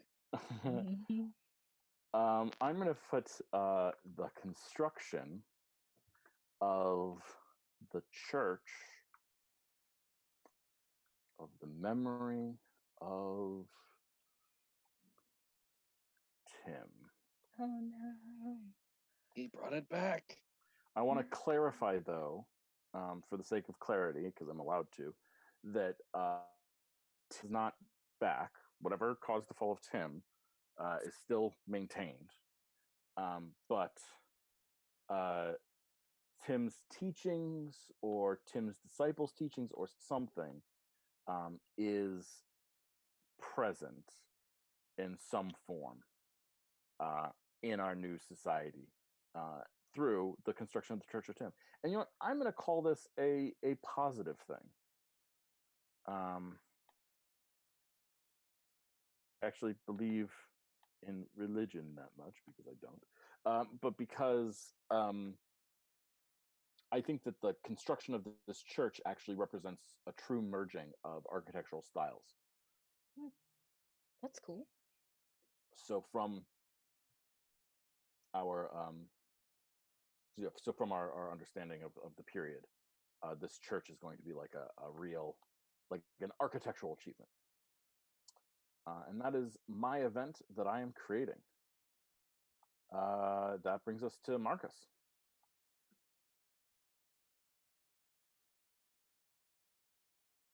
Nope. Yep. The focus is the rebuilding of society post Tim. Yep.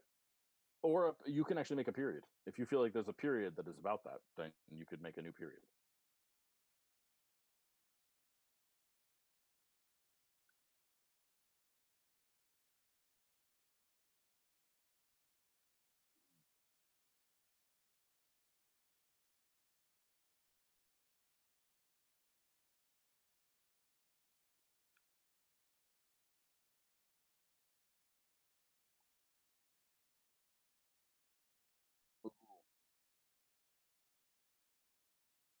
Interesting. So this is a period before the recolonization of Gargolog, but after the Space Age. And it's a period or an event.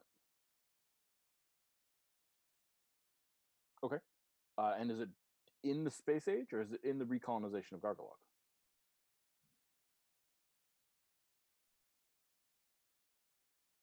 Okay, so it'll be like very early in that. So it's before the terraforming of Gargolog. It may even enable the terraforming of Gargolog. Okay, let's set that up.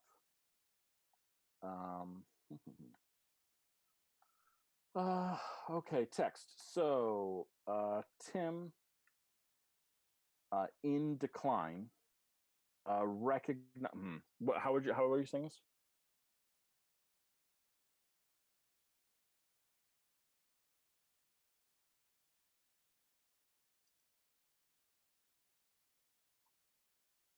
Mm-hmm. Yes.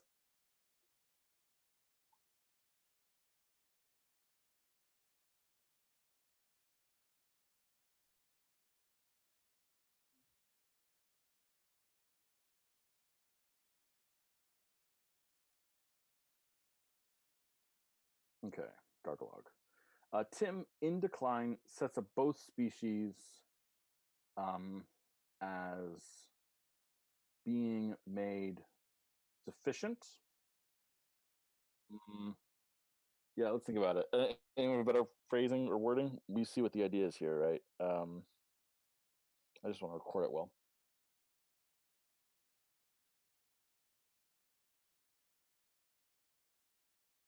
A database. Yeah. Okay. Sets up both species. Sets up for both species a database of information about potential resources.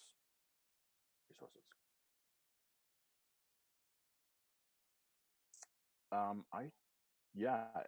don't know. I imagine so. I mean, okay. So historically speaking, if we're thinking about real churches and real history, not that we have to because it's our world and we can do what we want.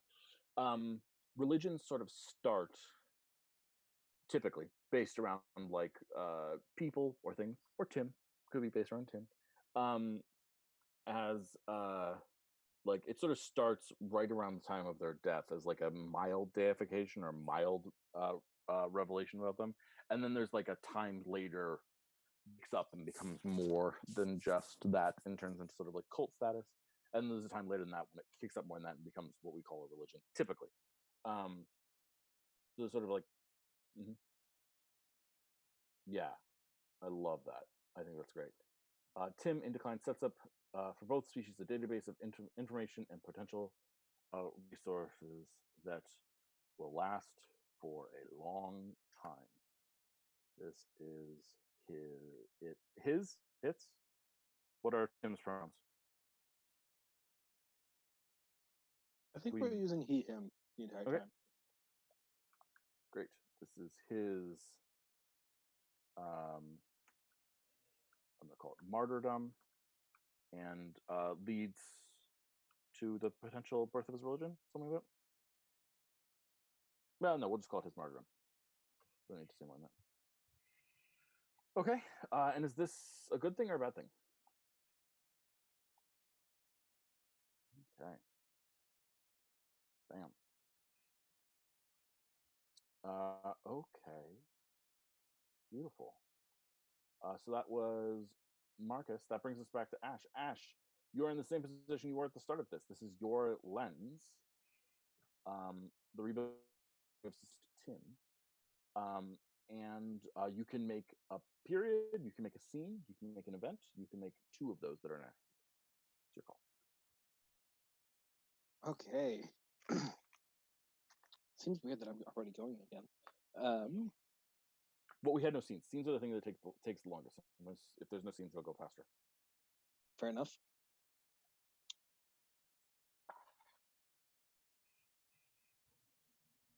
I think we need to go back further to the origins of Gargalog itself a bit to explain why these.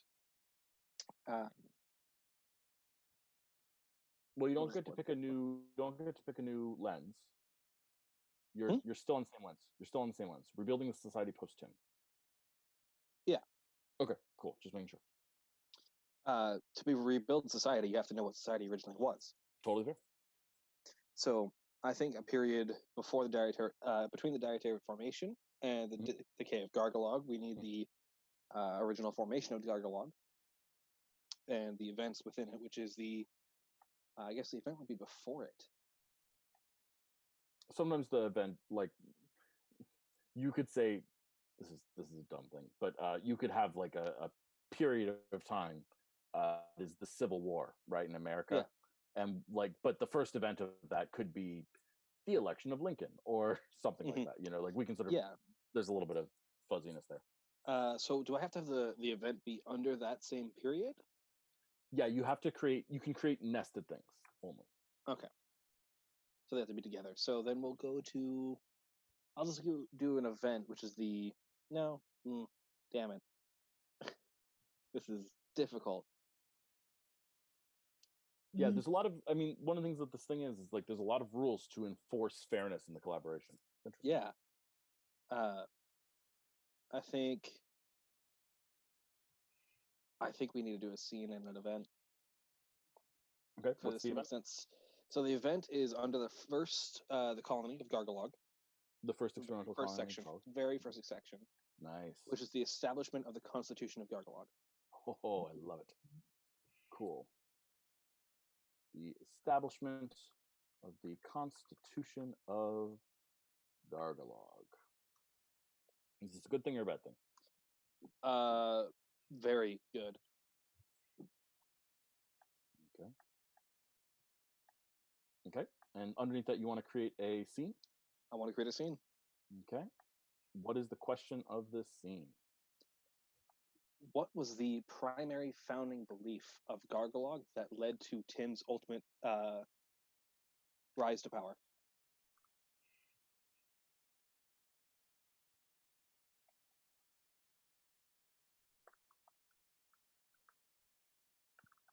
Okay. Characters you want to include or exclude from this scene?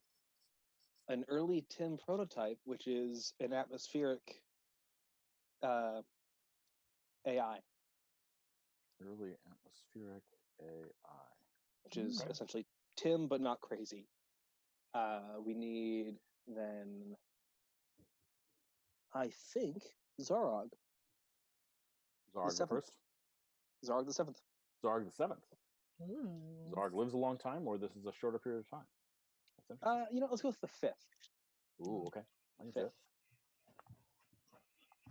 Or maybe they think about numbers differently. Who knows?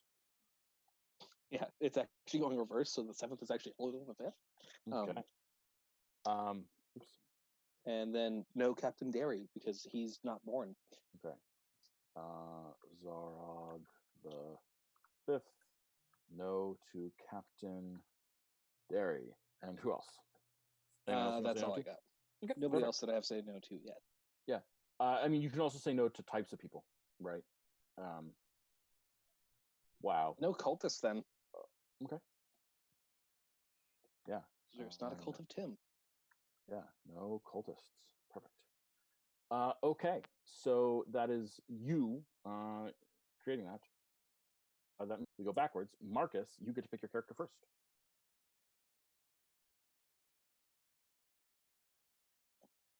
Yes. Yes. Okay, what's the other race?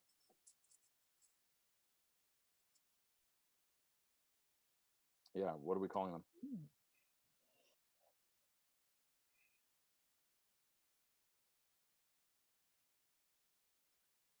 Fair enough.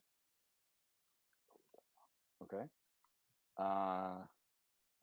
And I guess from that perspective, I'm going to play the delegate of the Mantids. Oh, maybe Zorog the 5th is the delegate of the Mantids. Do we think Zorog is a Mantid? That's what my assumption would have been. Yeah, I'm going to play Zorog the 5th.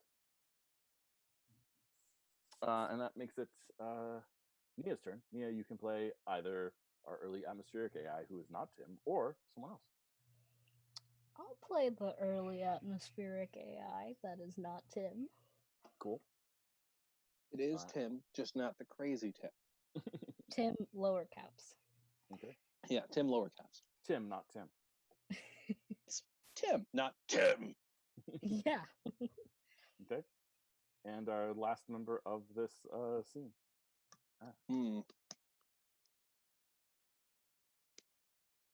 We got Zorog already with that.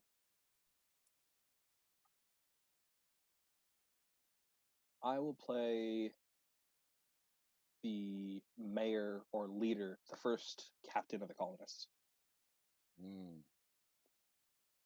Captain of the colonists. Cool. So let's just sort of get a basic understanding. Where does this scene take place? I think this scene takes place on what is our space station name again? Logus. An early Logus. Okay. Inside the bridge with a atmospheric view over Gargalog with Tim in the center at like a hologram table, showing a hologram of like whatever Tim's chosen figure is. Cool. Okay. All of us are standing around it discussing the terms.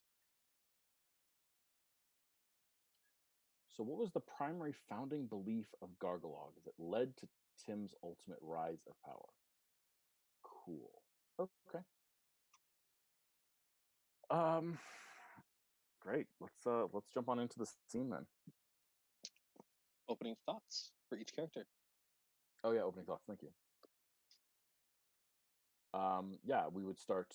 Mechanically speaking, we have rules for this. Marcus, you start.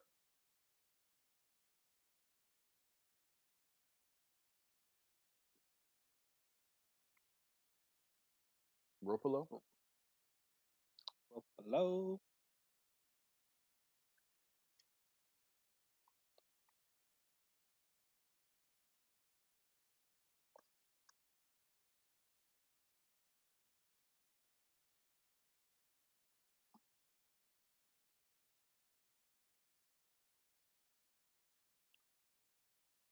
Mhm.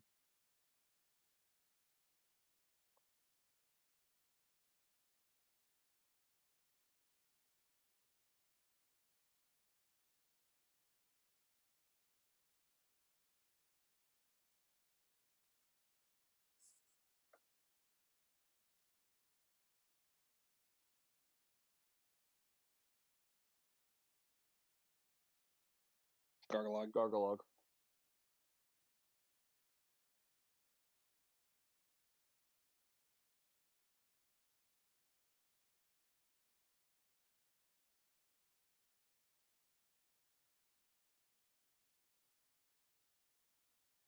Yeah, interesting. Cool. I want to think for a second.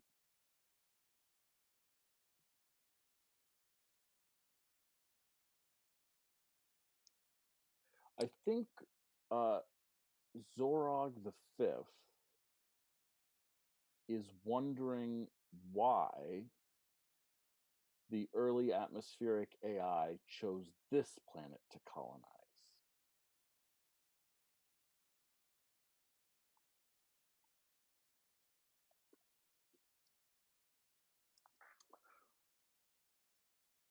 And that makes it Nea's turn with our early atmospheric AI. So the AI chose to colonize the planet? Certainly, that is what Zarog the Fifth believes. I think, yeah, I think reasonably It makes sense. yeah, like we're like trying to find a place, and you found this place. Okay. You know. Okay. Tim, lower Not Tim. caps. Yeah. Home is, Tim. is thinking that it would be much more efficient for the cephalopoda instead of what's the word? Creating facilities that would be appropriate for the cephalopoda people to instead have them assimilate with the environment that is already functions well with the mantids. Oh, so Tim is likely a mantid AI. Nope. Yeah, I like that. And Ash, that brings it to the captain of the colonists. The captain's name is Gavella. Gavella. Gavella. Gavella. Yes. I want to keep my things here a little bit clearer. Ropolo is leader of the cephalopodi. Whatever. No one mock my spelling, please. If you can. Cephalopodunk.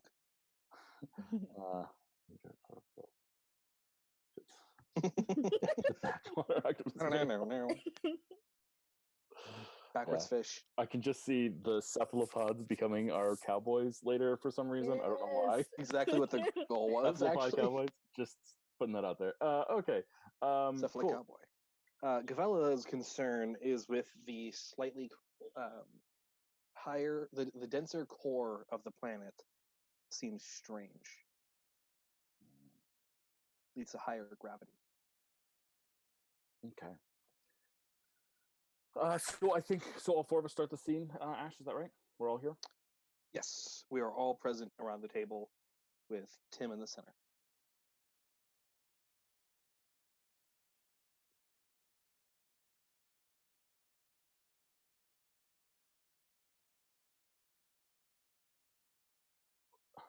Ropolo. I cannot have you just have control over the agriculture system in its entirety. That seems highly unusual and deeply unfair.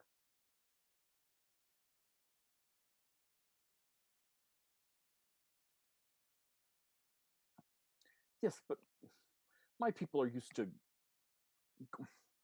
It seems like giving you complete control over the food supply is a stretch too far.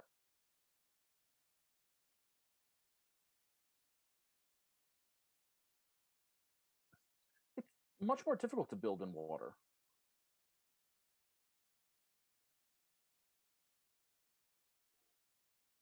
Well, how are we going to approach this? We need to find a way to work together, and besides, the civic designs are certainly. I'll certainly review that, but that's certainly outside the purview of this document about how we control this city, don't you think?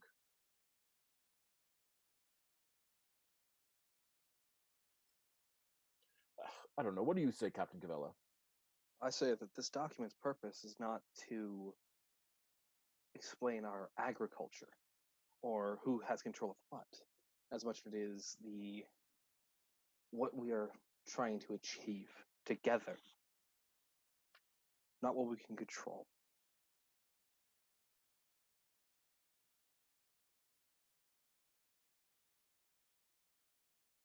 But who controls what does end up mattering in terms of our future? Surely you see that, Captain Cavella. I do see this. However, do you believe that is necessary for the Constitution? Because if we have those written out, then those systems remain in power with that one people, that one group, rather than it being handed back and forth, and it will separate us rather than unify us. Tim, do you have no objection? I have a suggestion. Speak. It would be most efficient for the cephalopodum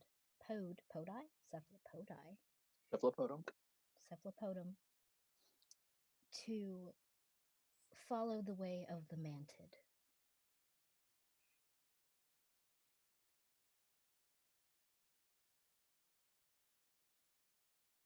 It would be most efficient. It would be the most efficient use of resources.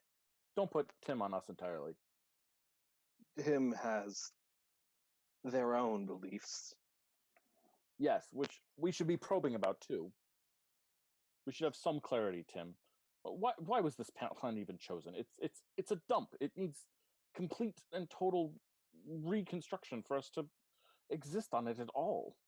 Corrosive atmosphere, high density core, really bad gravity, plus the asteroid rings. It's an unusual choice. That Does this simply planet even means we can make what we want of it. have we the tools to do that? We do, if we use our resources wisely. Have we the information to do that? That can be acquired. How would you suggest we acquire this information? The two civilizations must work together. Wow. Is that then? Well, go, please. No, go ahead.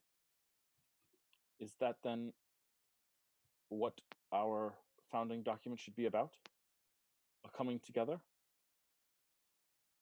I give up my designs for the city, and you give up your total control of agriculture in exchange for everyone being together, working as one? We did found this project to get away from our past enterprises, as you well know. Yes, but old grudges die hard. I don't want to lose our people in the sake of this for the sake of this unity. I'm sure you agree, Ropolo. I do.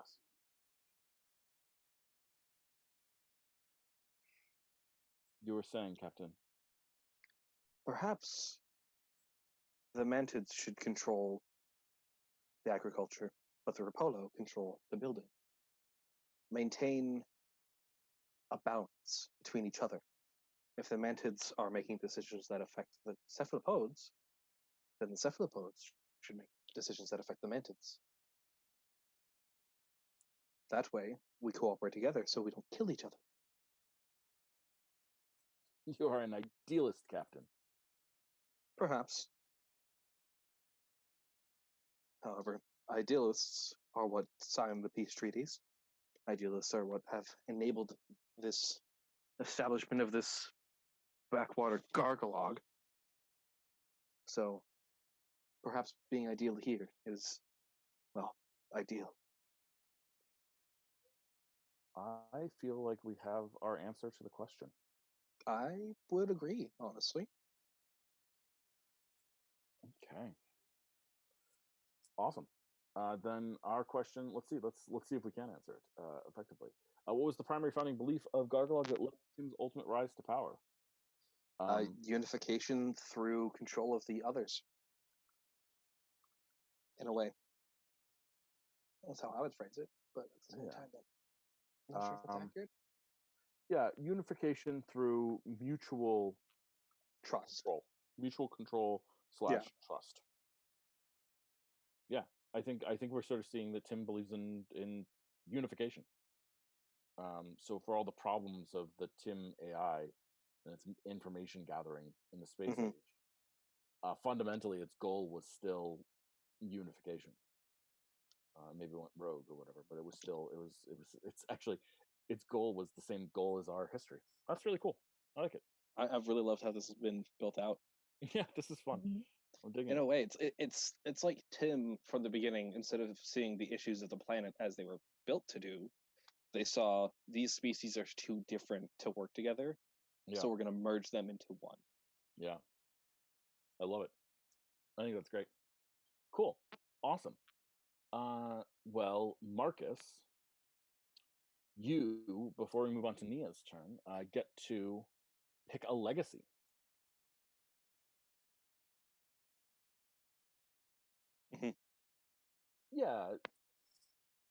Yeah, something that you came into play during this last focus that you think is compelling or interesting, maybe worth addressing later. When you pick a legacy, you can add an event based on that legacy.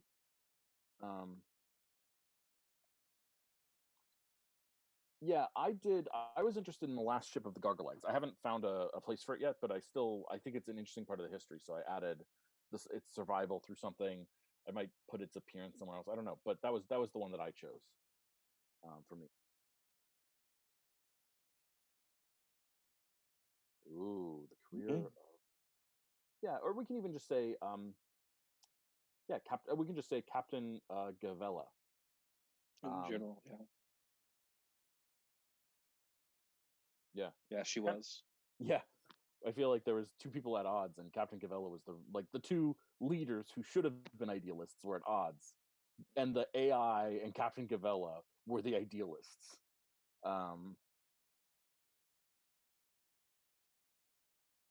Yeah, exactly. Captain Gavella is our idealist. I like it. It's very cool. That's because that's me. Yeah, I like it too. She's a very interesting character. I already like her, and I'm excited to see more of her and where that comes. Yeah, I think that's a perfect legacy. Okay. Oh, you know what? I should. It was not clarified. It was not clarified, and I don't know if it needs to be. Yeah, I kind of love that it's not clarified. Or I'll say this: even if it was clarified, I would love if later on, like even if we knew at the time what she was, I would love if later on, like both species tried to take credit. Tried to take credit. Yeah, I think effectively she was the first Gargolite, just because culturally speaking, she saw the ideals of both. Okay, so sorry, I just want to remember this. The first lens we had was the rise of Tim. Is that right? Yes. Okay. And the second lens that we just finished is the rebuilding of society post Tim. So I just want to keep track of our lenses. Rebuilding of society post Tim. Yeah, and there we saw some early Tim stuff, so that's really great. Awesome. Well, that's our second lens done. Let's jump on to our third lens, Nia. Hey, Nia. Okay. How you So doing? uh fine and dandy. Cool. The lens, it can be more specific than what we've done so far, right? Yes, it can. You want me to read over the what a lens is again? Let's just read over it again if no one Okay. objects. Does anyone Yep. object to me reading it again? Cool. uh,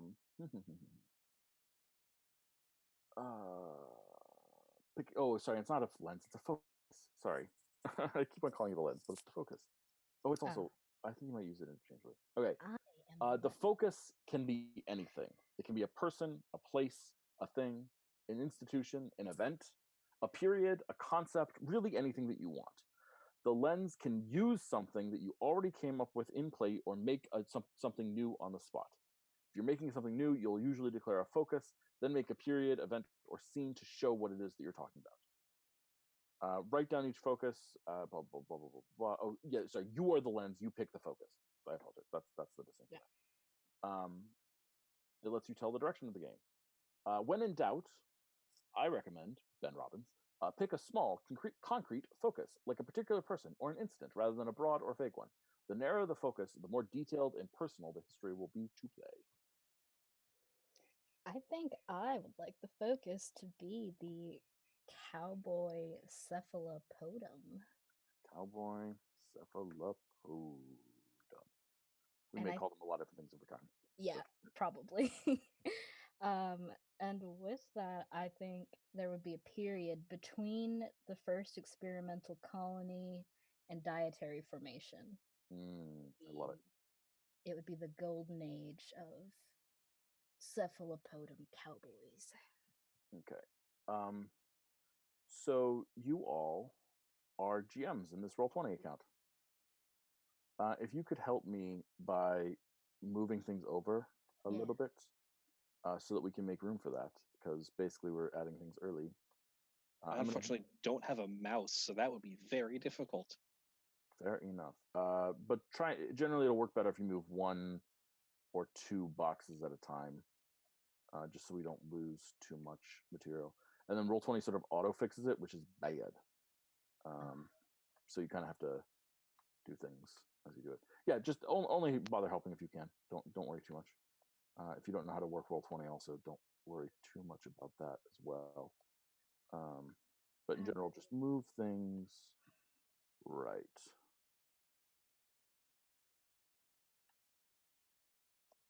Yeah, we move things as we. Sorry, I maybe don't understand the question. I should double check.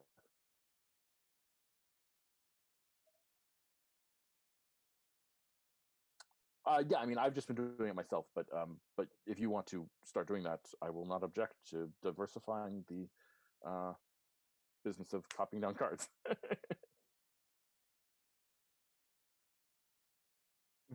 Yeah, so this is an organizational tool that they use. So they have periods being being vertical, events being horizontal, and scenes being vertical again. Just as a way to like keep it more together. Okay.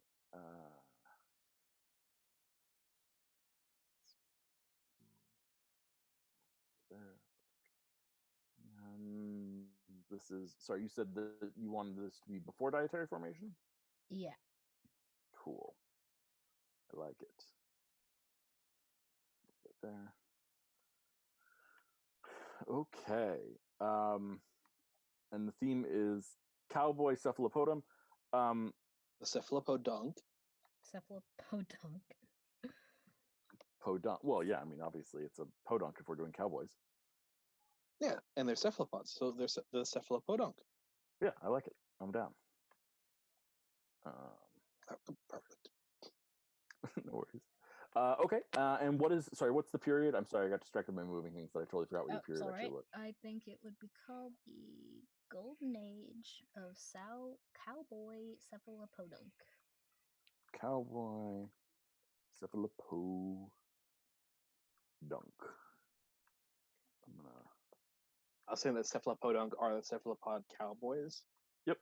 They are the cephalopodunk. So Yep. That's what that period can be called, just the cephalopodunk. Yeah, the golden age of the cephalopodunk. Cephalopodunk. I love it. Okay. I am do you want to a create big an dumb. event? Do you want to create an event within that, Nia? Yeah. Oh, sorry. And is So that positive or negative? I should ask that first. I guess it's called the golden age. I think it'd be positive. Okay. Yeah. Okay. And an event? So I think it's gonna kick off with a gold rush of sorts, but probably not for gold, but just for resources. It's a new planet rife with things. So Yeah. What do you think that resource is? maybe it's Motos. Motos. Yeah. I would like to point out we never actually said the tone of that last scene. Oh, you're right. Well, I think idealism. Probably. Is that fair? Yeah, I agree with actually, it. barely. Cool. I will thank you for reminding me. Because I forgot. There we go. So the motos are. So what are the motos? Well, later on, there's the extinction of the Motos. So if it goes extinct, I guess. I guess maybe it's a type of fruit. Okay. Like a very nutritionally fulfilling fruit. Motos is a type of nutritional fruit. And so what's the event? What is this? The discovery of the motos? Yeah, I think that's basically what it is. Did you have a better name for it? Nah, that sounds good. Discovery of the motos. Okay. Cool. Well, there we go. We have entered into our cowboy cephalopodunk lens. Okay. Cool. So I get to create an event first. Awesome. Or something. I get to create something first.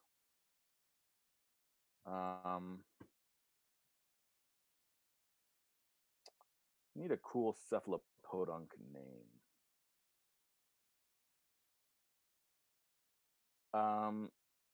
Let's say. So far, I believe the only named cephalopodon is Rapolo. Yeah. Explicit cephalopodon. Yeah. I'm gonna name one. What am I gonna name him? I'm gonna name him. Okay, we need like a cowboy name. His name is gonna be Naughty, but spelled like Nautilus.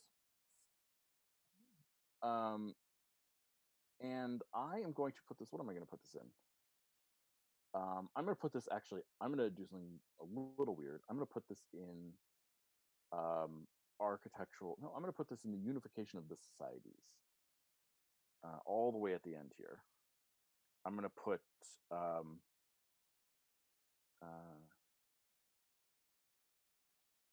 see what I'm going to put. A series of plays and TV shows are made about Naughty, the cephalopodunk, romanticizing their, I think gender not conforming, their conquest of For the raid. Sorry, what? For the raid? Yeah, there's a chat raid. Oh, nice. Oh, hey, DM Mark Knight. How you doing? Hope you had a good session today. Thanks for joining. We're playing some Microscope. Good, you guys. Yeah. So let's see. The series of plays and TV shows are made about Naughty, the cephalopodunk, romanticizing their conquest of the vast dark. The vast dark. We'll call it the vast dark, which is I think is an ocean. And I'm going to call this good. It's a romanticization, but fundamentally, I think it is like a bunch of TV shows, and it romanticizes these cowboy people, the cephalopodunk. Hey DM, how you doing? Okay, and that is my event that I have created. Let's move on to Marcus. You get to create an event, a period, or a scene.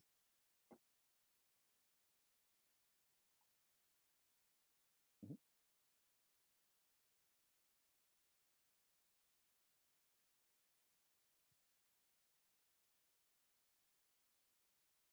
Oh, I love it.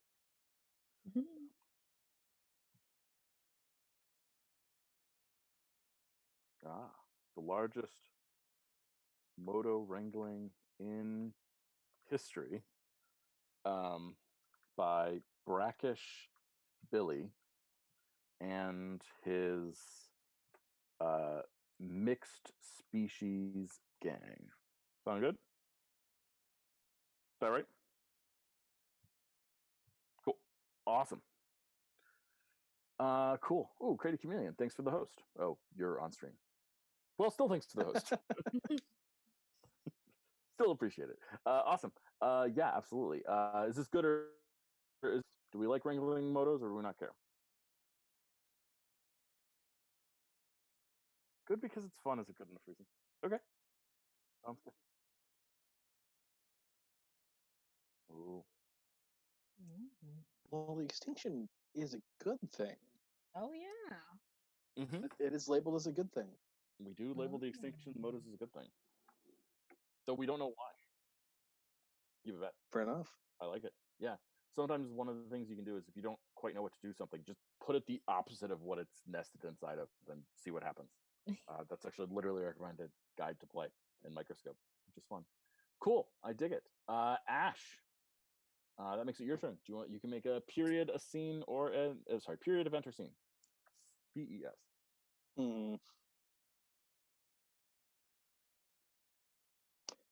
Within the decay of Gargalog, I would like to add an event. Within the decay of Gargalog. Okay. Before the theft of the Spider Queen. Okay. At the very top, we have the final shootout of Brackish Billy and his mixed species gang. Oh. Okay. I love it. Text. And that's a bad thing. Final shootout of Brackish Billy and his The death of Brackish Billy and his mixed species gang. And this is a bad thing. Oh my god. Bad thing. Terrible thing, actually. Okay. Oh man, I'm so tempted to just do more right there. Okay. Fair enough. I'm gonna lower some stuff for clarity's sake. Stream, for those of you who just joined us, we are playing a game called Microscope. It is a history and world building stream. And unfortunately, we can't show you the board right now, but we may try to, I don't know, I'll post it on my Twitter later. I'll post an image of it on my Twitter or something. But it's a great game, and you should check it out. Okay, Ash, you have made the final shootout of Brackish Billy and his mixed species gang. His mixed species of mantids and cephalopods. I wonder how they're working that out, but I like it. I'm down. And that brings us back to Nia and our lens for this. You can create either a period, an event, or a scene, or two things that are nested inside of each other again. Okay, let's see here.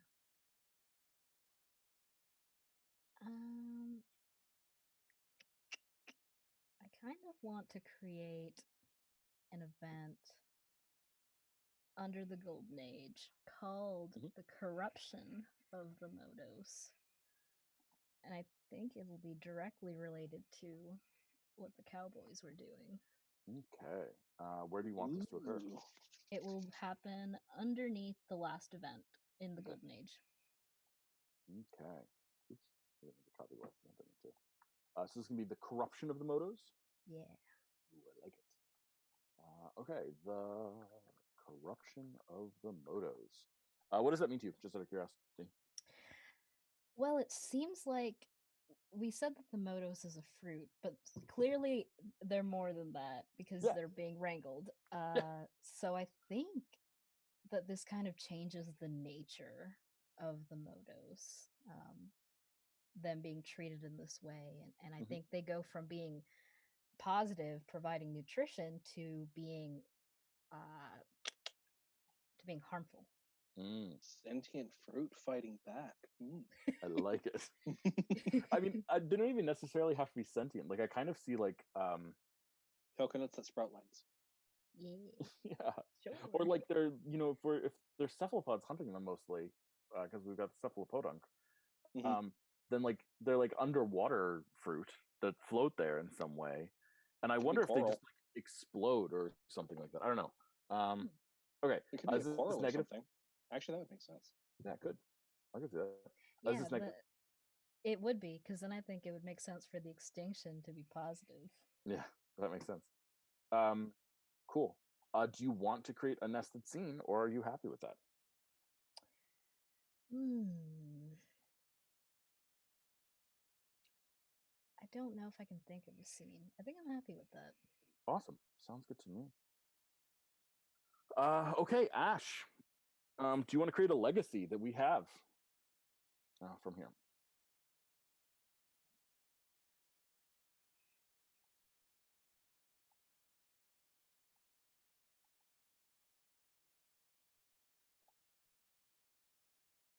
Ash, you are muted if you are speaking.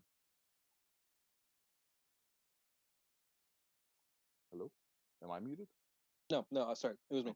I had a mouthful of trail mix, and I don't like chewing on string. I totally understand. It's just when your camera's off, I can't see, so I don't know that that's what's going on, so I just sort of mute. It's literally like sort of tipping the bag up. Ash, fuck!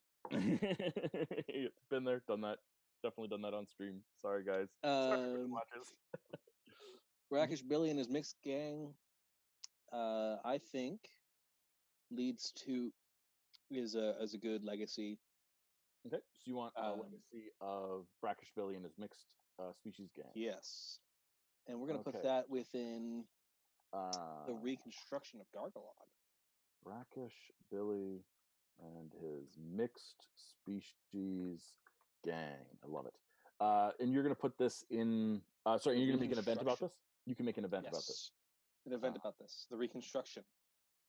In the reconstruction. There you go. Recolonization. Yeah, recolonization. Sorry. Yeah. Okay. Towards the end, where they make a festival celebrating him and his gang killing the rest of the Motos after they find out what they were from Tim. Cool. And this is the last thing in this period that we have so far. The Discover. Yes. Okay. The founding of the Billy Day. Of Billy Holiday. Billy Day. Oh my god. I'm gonna call it Billy Day for now. The founding of Billy Day. We have a Billy holiday. Congratulations, everyone. It's a Green Day. Just in case we needed more puns on this channel. Sarah, I love you if you're watching. Okay, the foundation of Billy Day, a celebration of Brackish Billy. I love it. From this perspective, is this a good thing? Yes, that period needs some good things, and also it just generally is a good thing. Yeah. Celebrated is a good thing. Celebration of Brackish Billy and the last wrangling. Call it. From this perspective, I would like to retcon my event, if that's okay with people. Fine by me. I said a series of plays and TV shows that are made about Naughty, the cephalopodunk, but I'm actually going to change that to Billy. Yeah. Feels it could be both, but oh yeah, maybe it's here's an interesting one. Maybe it's Naughty, the mantid that shot him down. Yeah, the mantid that shot Billy down. How's that? Is that okay? I like it. Cool. It is now. Let's retcon that. Now. Yeah. Yeah. The final shootout. Mixed species gang. That's not good for under the unification of species. Sorry, say that again? I said that's not good for under the unification of the societies. Yeah, well, we'll call it a dark event then. We'll shift it. Yeah. It's clearly, by changing the nature of the event, we've changed it to a dark event. Okay. Awesome. So your legacy right now, Ash, is foundation of Billy Day. Yeah, Brackish. Nope, your thing is Brackish Billion is mixed species game.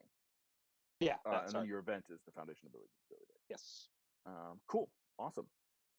Okay, and that ends Nia's lens, right? And that brings it to me.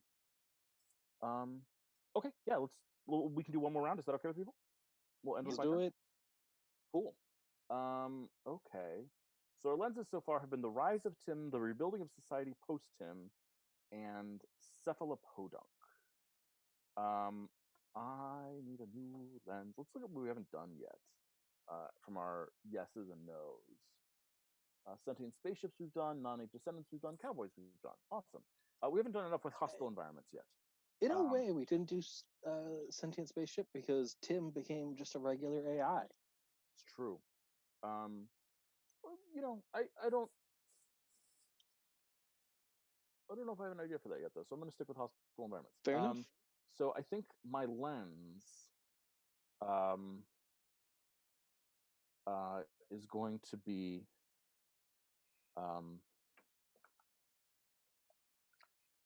let's see, the density of Gargalog's core. That's something that came up during our scene that we did building the planet. I don't know exactly what we're going to do with that. It's a sort of purposely vague one, which may not be a good idea, but I'm sticking with it. We'll see what that amounts to. Okay. If you wanted to be even vaguer, you could just say the environment. No, I'm going to stick with the density of Gargalog's core. I don't feel the need to get too environment. Well, maybe, yeah, let's change it. The environment of Gargalog. I want to stick with this planet, though. I'm interested in this planet. And I think the first thing I'm going to do is create an event under dietary formation. And I think the event is I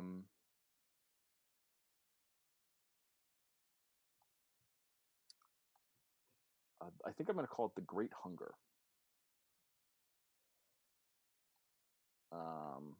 Oops, way too big. Let's go back down to my normal size text. The Great Hunger, and we're going to call this a bad event.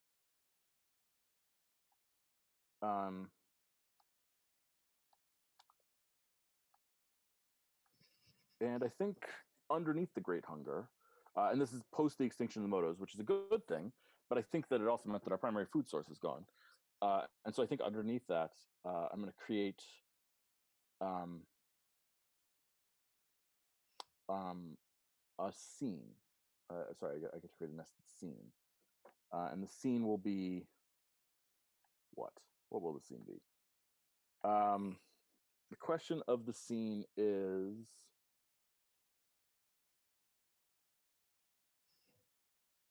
how did the cephalopodunks decide? Nope. How did the mantids decide? How did the mantids decide to share their food sources with the cephalopods? I think that's our question.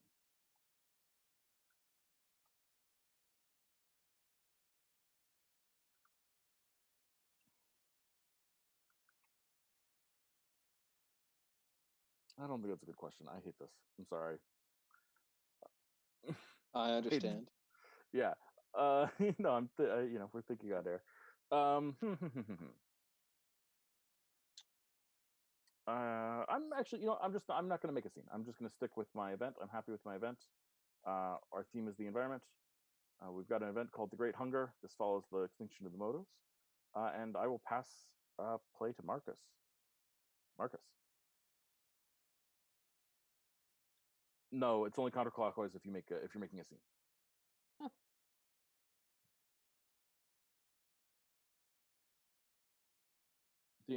The environment of Gargoyle. Yeah. Absolutely.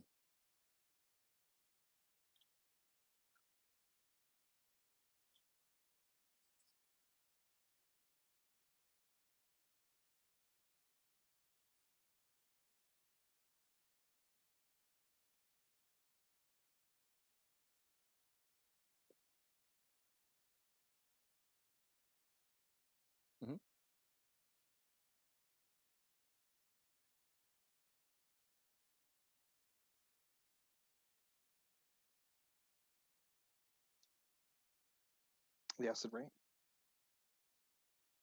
Nice. Yeah. Where do you want to create that?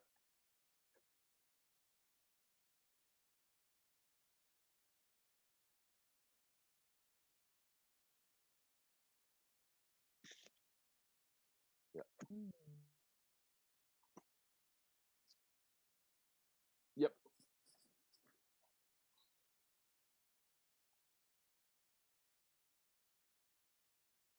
You sort of click where you want to copy it, and then you paste.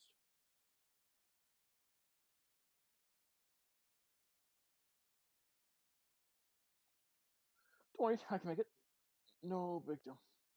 You should be able to move them. Okay, well, then I didn't set you up correctly. Or something went wrong. Doesn't matter.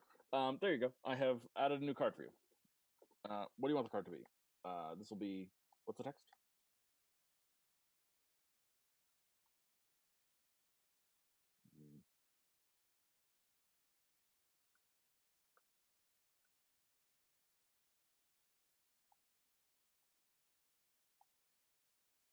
Is this good or bad? Fair enough.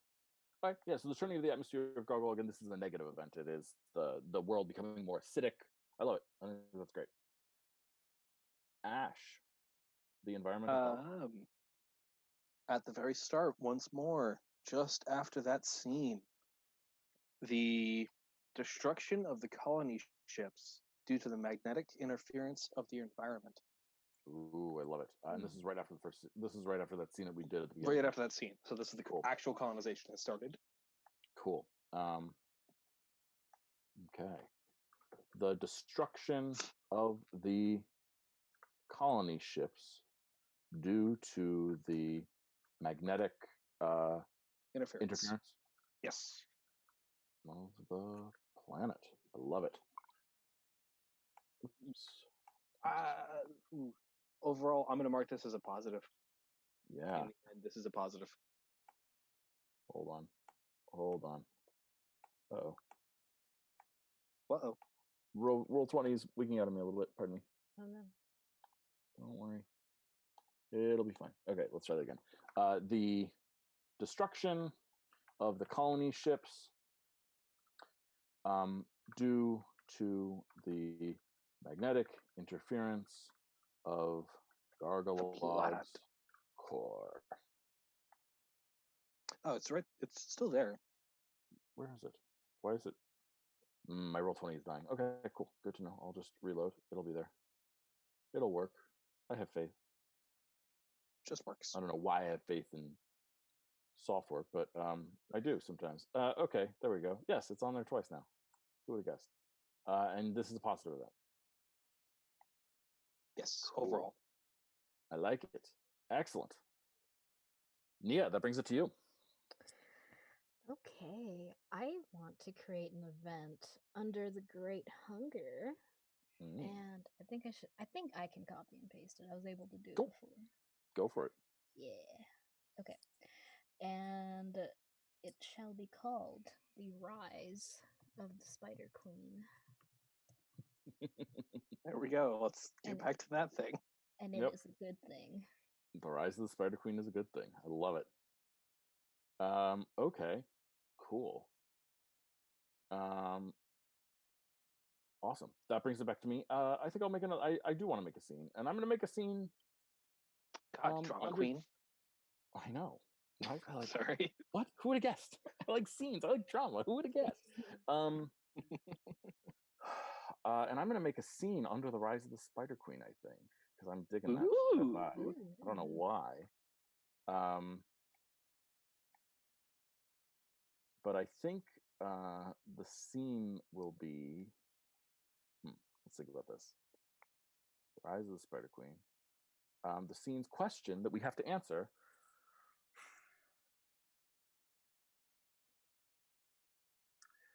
Why did the Spider Queen provide shelter to... Ooh, interesting. Okay, why did the spider... Why shelter? Why shelter? Yeah, sorry, let's change that. Why did the Spider Queen provide food? Provide sustenance. queen provide sustenance to, who are we thinking about here? Who? The Gargolites? Yeah, to the Gargolites as a whole. Yeah. Mhm. It definitely feels like the Motos, the extinction of the Motos, affected the cephalopods more. Yeah, I agree. So I think from that perspective, let's see, has cool. So I'm going to say in this scene, I want the Spider Queen, and I want Brackish Billy. Oh. I Interesting. do not want no Tim, and I'm gonna say no other um, cephalopodunks. Brackish Billy is there alone. That's unfair to everyone? Sounds fair to me. Cool, awesome. Since I set the scene, we work backwards for picking characters. So, Nia. I'll play the Spider Queen. Ooh, gorgeous on the map. Ooh, look at that. We've got our thing set up. Oh, I love it. It's so much fun. Yes, Just you're my going to play the Spider Roll20 Queen. shirt. I love it. Ash, you are up next. You want? Da, da, da, da. Okay. Trying to think. I will play the Spider Queen's head scientist. Ooh, I love it. Mm. Do you want to name the Spider Queen's head scientist? Her.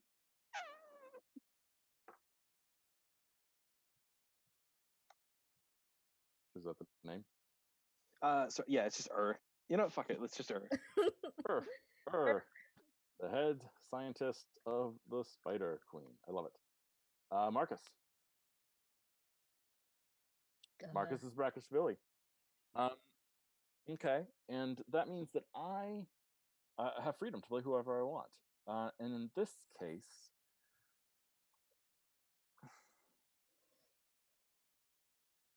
I said no cephalopodunks. I'm going to play.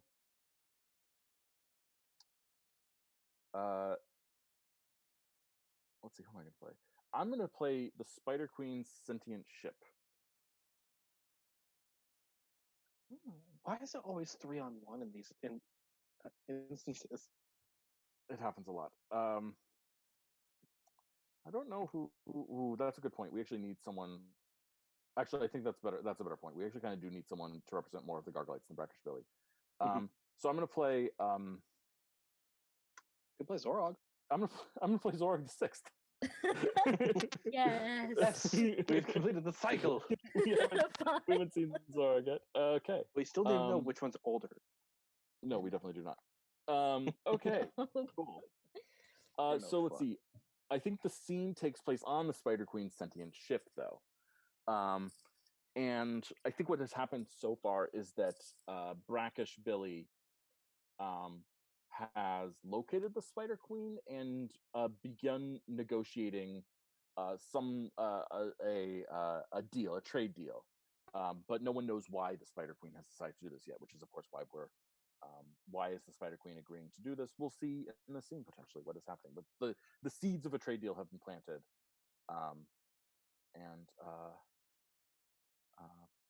yeah, and I think I'd like to start the scene with Brackish Billy Opening and Zorog. thoughts first. Oh yeah, opening thoughts. Thank you. Yeah. Cool. Thank you for reminding me. It's always good to learn to play the rules, and I want to play the rules. Okay. Spider Queen, your opening thoughts, Nia. The Spider Queen is thinking about how to get the Gargolites to convince them to do her bidding. She wants them to become her subjects. Cool. The head scientist. What are your opening thoughts? Is thinking about how he can convince the Spider Queen to allow him to start testing his gene splicing drugs. Yeah. Nice. I love it. Brackish Billy, your opening thoughts.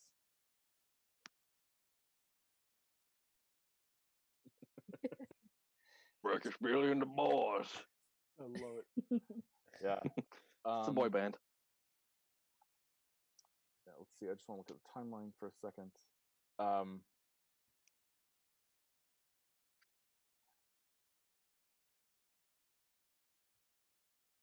around here.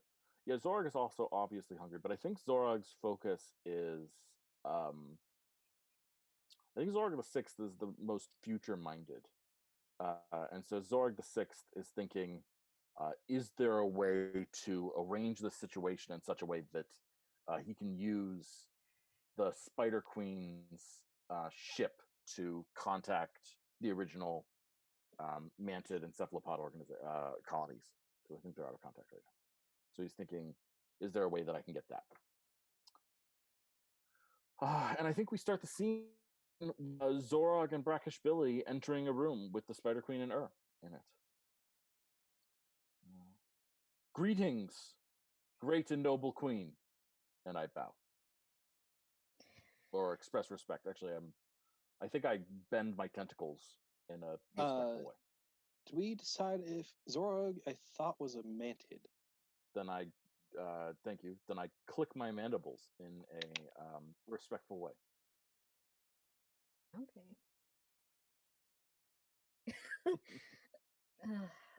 Walks over to that spit and gets a test file out. I'm very disgusted already. These will make a good addition to the collection. Sorry. Yes, quite. No, that was perfect. I loved it, Ash. You are amazing. Yeah, that's fantastic. So, Gargolites, what brings you to my domain?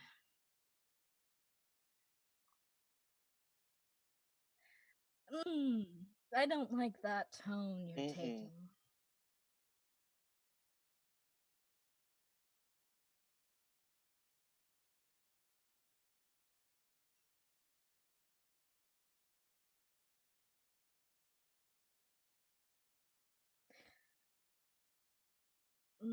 That's all well and good, but what would we get out of such a deal, sharing our very scarce food with you?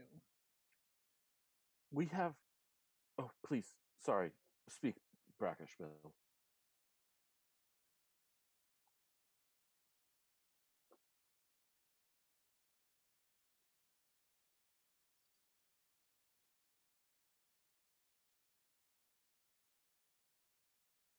Motos, you say?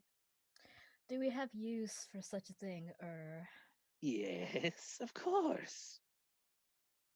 And Helmets. how? They're hard out of shell. It's better than ours.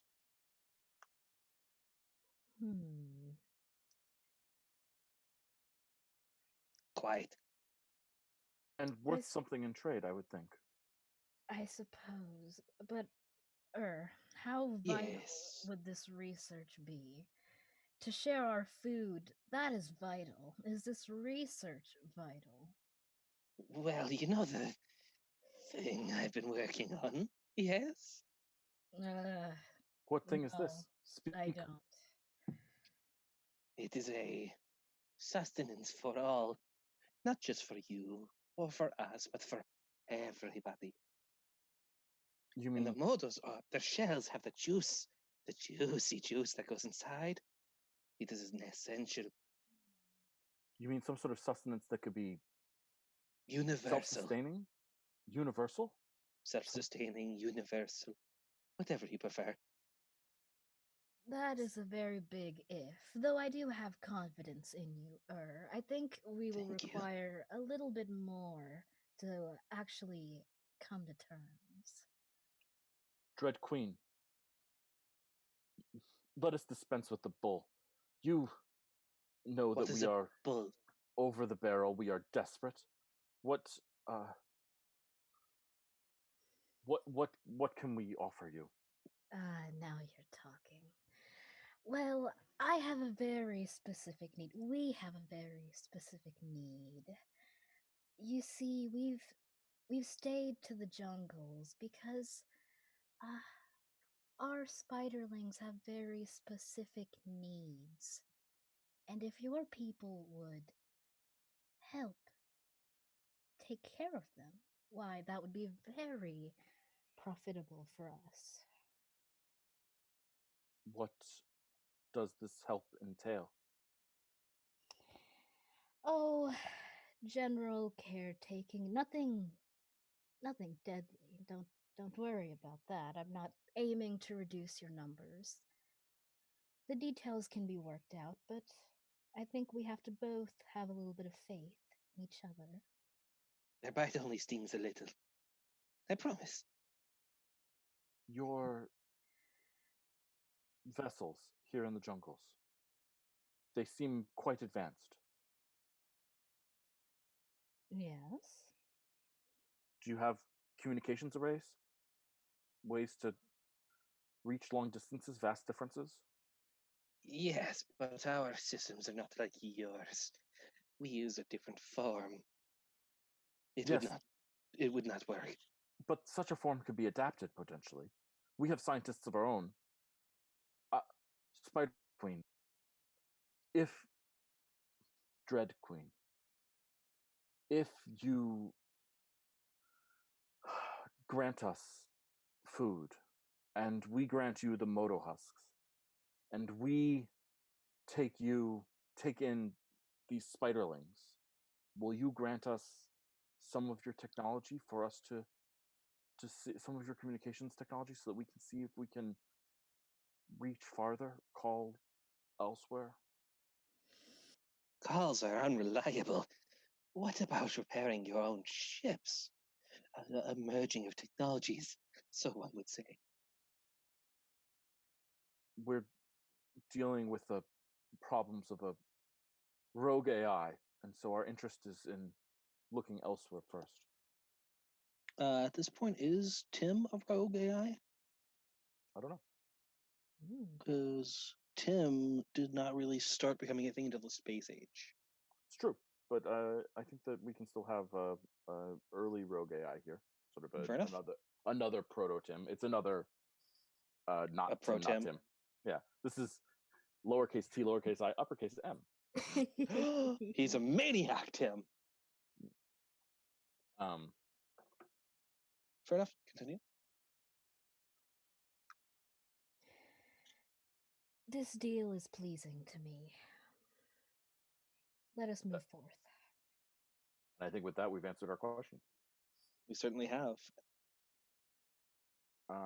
Cool. Why did the Spider Queen provide sustenance to the Gargolites? Well, To experiment on them, apparently. To experiment on them. And the husks of the Motos. The husks of the Motos were part of the experimentation. Yes, but experimenting on both the Motos and the Gargolites, I think. I just want to clarify that's two fair. things that are. Okay. Cool. So that's my last edition as Lens. That means Tone. I personally believe that to have been a positive encounter. Okay, yeah. The reason being, yeah, it saved the species.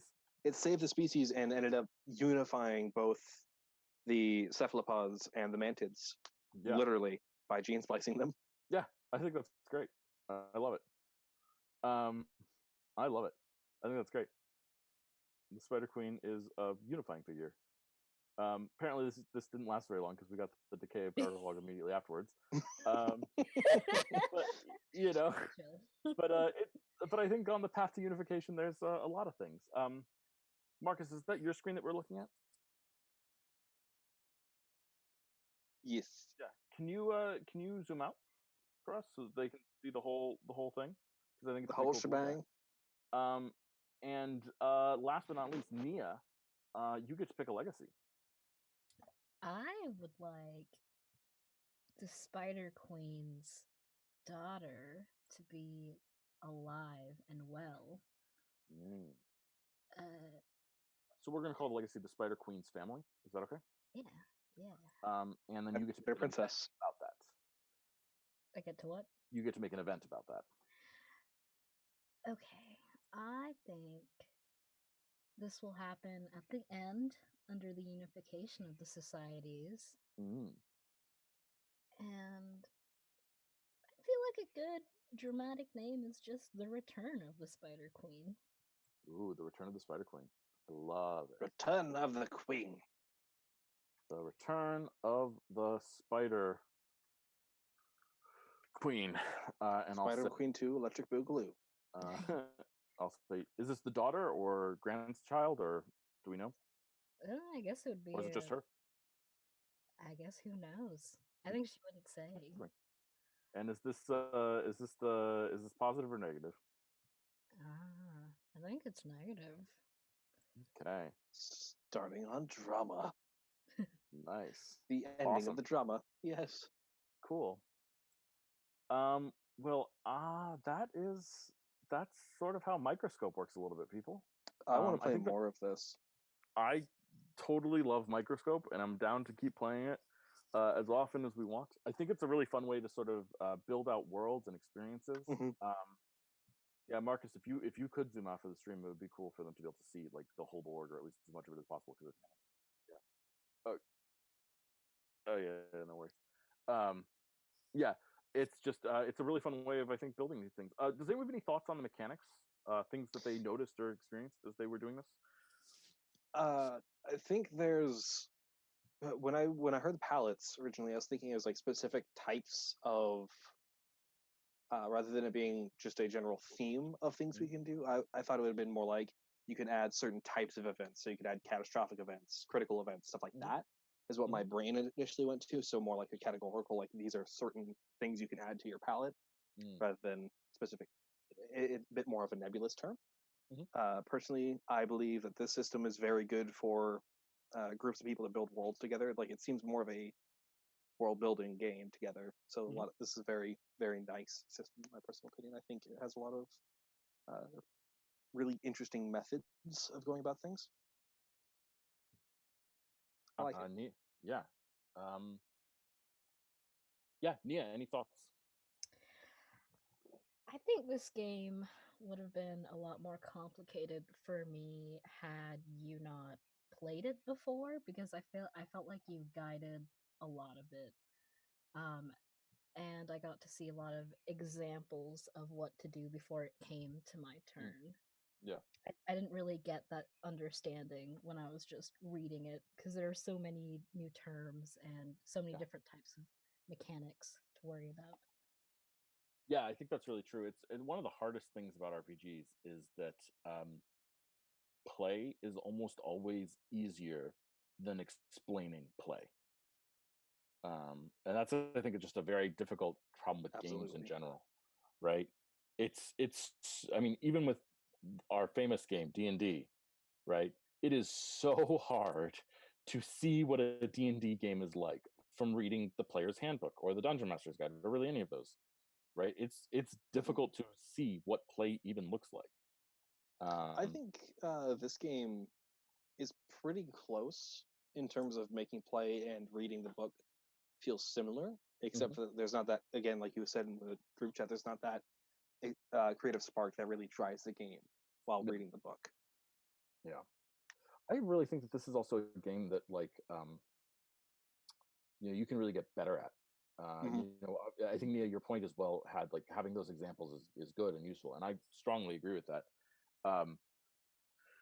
But, like, I also think, like, now we've done this, we've built a history, right? We can come back in another week and build a totally different history and get a totally different result, but it may even go smoother because of, like, we've done this recently. It's tricky to remember these things sometimes. So what are this game would be very easy and very nice to play in Trello, honestly. Yeah, we should do that. That would be better. Marcus, some of your thoughts.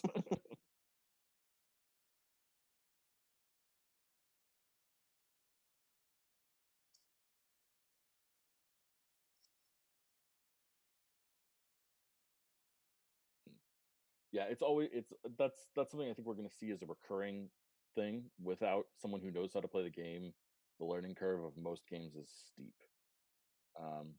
And that's an interesting thing. It'd be really fun if, like, we can think about how to address that moving forward. How to make things, how to decrease learning curves. One of the things that helped me with this is that I literally watched samples of play. There are several great samples of play out there of people playing this game, and that certainly helped me. And then I played it as well. But yeah, learning how to play these games is always that's going to be a recurring theme, I think, of this show already. And it's only episode 1, but I'm already thinking that might be a recurring, that might be our legacy, for lack of a better word. Yeah, You don't I get to think pick that's the legacy. Someone else does. true. I That's think true. Nia would get to pick the legacy of the show now. I'm That's kidding. true. Nia, you get to pick the legacy of the show. Oh no. Don't worry about it. Yeah, I think it's really true. One of the things I really like about this that's sort of weird, um, is that the rules of the system um, force you to be collaborative by giving Yeah. each player very specific places where they have total and complete control. Right? There really isn't like a need for consensus in this game, right? Which is interesting because we're building a Yeah. world together, but we don't need to agree on what things are or what they mean, right? And we can totally disagree with each other, right? Someone can fall in love with this cool city that they built, you know. Oh man, I'm so excited about the Atlantis or whatever. I don't know, whatever. I'm so excited about Atlantis. It's such a cool idea. I want to spend some time. And then someone else can say, yeah, well, I'm going to make the cataclysm of Atlantis and it's dead. Okay, that kind of like, but that doesn't suck because then you can say, well, but I want to keep exploring Atlantis. So you can make the focus Atlantis again and we can just explore Atlantis some more. Like, there's no, like, I don't know, there's something like the way that the rules enforce fairness is, I think, really interesting and cool. Yeah. It feels fair, even if at sometimes certain people might be a bit more involved. Yeah. It never felt like anyone's experience was being cheapened, from what I could tell. That sounds great. I like that. Those are great words to end on, Ash. I appreciate that. That sounds awesome. Overall, and I think that we should play this game again. we definitely should, and I think that is a vote for we will, if that's okay with everyone. My only suggestion would be for someone to make this as a first-time player, go for something more like alt history or something like that, or like build your own little city in the Pacific Northwest, something cryptid, something like that, something with a lot more territory would be a lot more fun, and possibly an idea for a future game. Yeah, I will patently say that I and a couple of friends played this to build out a fair bit of the lore in portions of my other streamed games on this channel, people, in the Shimmering Seas. Yeah, that's what was being said earlier. Yeah, so some of those things that you see in the Shimmering Seas games, if you're watching any of those, came from here, and some of them are totally things that I never in a million years would have thought of, but my players did, and we all thought of them together when we played Microscope together, and it was pretty cool, and has led to some fun things. I might actually use the system of Microscope to help build out some of the history of my game world right now that I'm working on with my studio. We might play this all together and then have something. Oh yeah, that's a great idea. Be careful with a number of people tends to screw you in this game too much. Well, the studio, we're 5 people. Great, then you're fine. The cap, it recommends 5 as the cap, 4. and I think 4 is actually what we are. Yeah, Three that's plus great. a writer. 3 plus an extra writer. Yeah, well, the writer doesn't need to be involved in the writing of the world. Well, okay, he's one of the writers. I'm the other writer. Fair enough. I'm just teasing. But yeah, but it's like I think this is a great world building mechanic, and I think it's really fun because it doesn't feel like world building. It feels like playing a game. You know, gamified world building. Who would have thought? It makes it a lot easier in a way. I really enjoy that. Yeah. Well, everyone who's here, thanks so much for watching. It looks like there's about 15 of you. That's pretty good. I will take that. Wow. Hello. 1. Yeah, it looks about that. Yeah, thank you so much for watching. Always good to see that. And we will be back here next week playing a totally different game. What are we playing next week? We are playing If Not Us, Then Who by Riley Hopkins. A GM-less card game where you play as, I don't know, the Power Rangers? Is that the best thing to say? Something along the lines of Power Rangers. And things of that ilk. Voltron, Power Rangers, She-Ra, all sorts of cool things.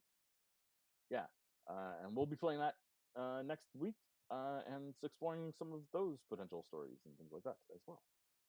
So I hope that you rejoin us for that. or some of our other content on this channel, Sundays, Mondays, or Thursdays. Please like, follow, and subscribe, all that usual good stuff. And if you do that, that's a good thing. Please don't forget to wash your hands and stay socially distant from people. And of course, as always, don't forget to call your cat and feed your mom. Bye, everyone. Bye.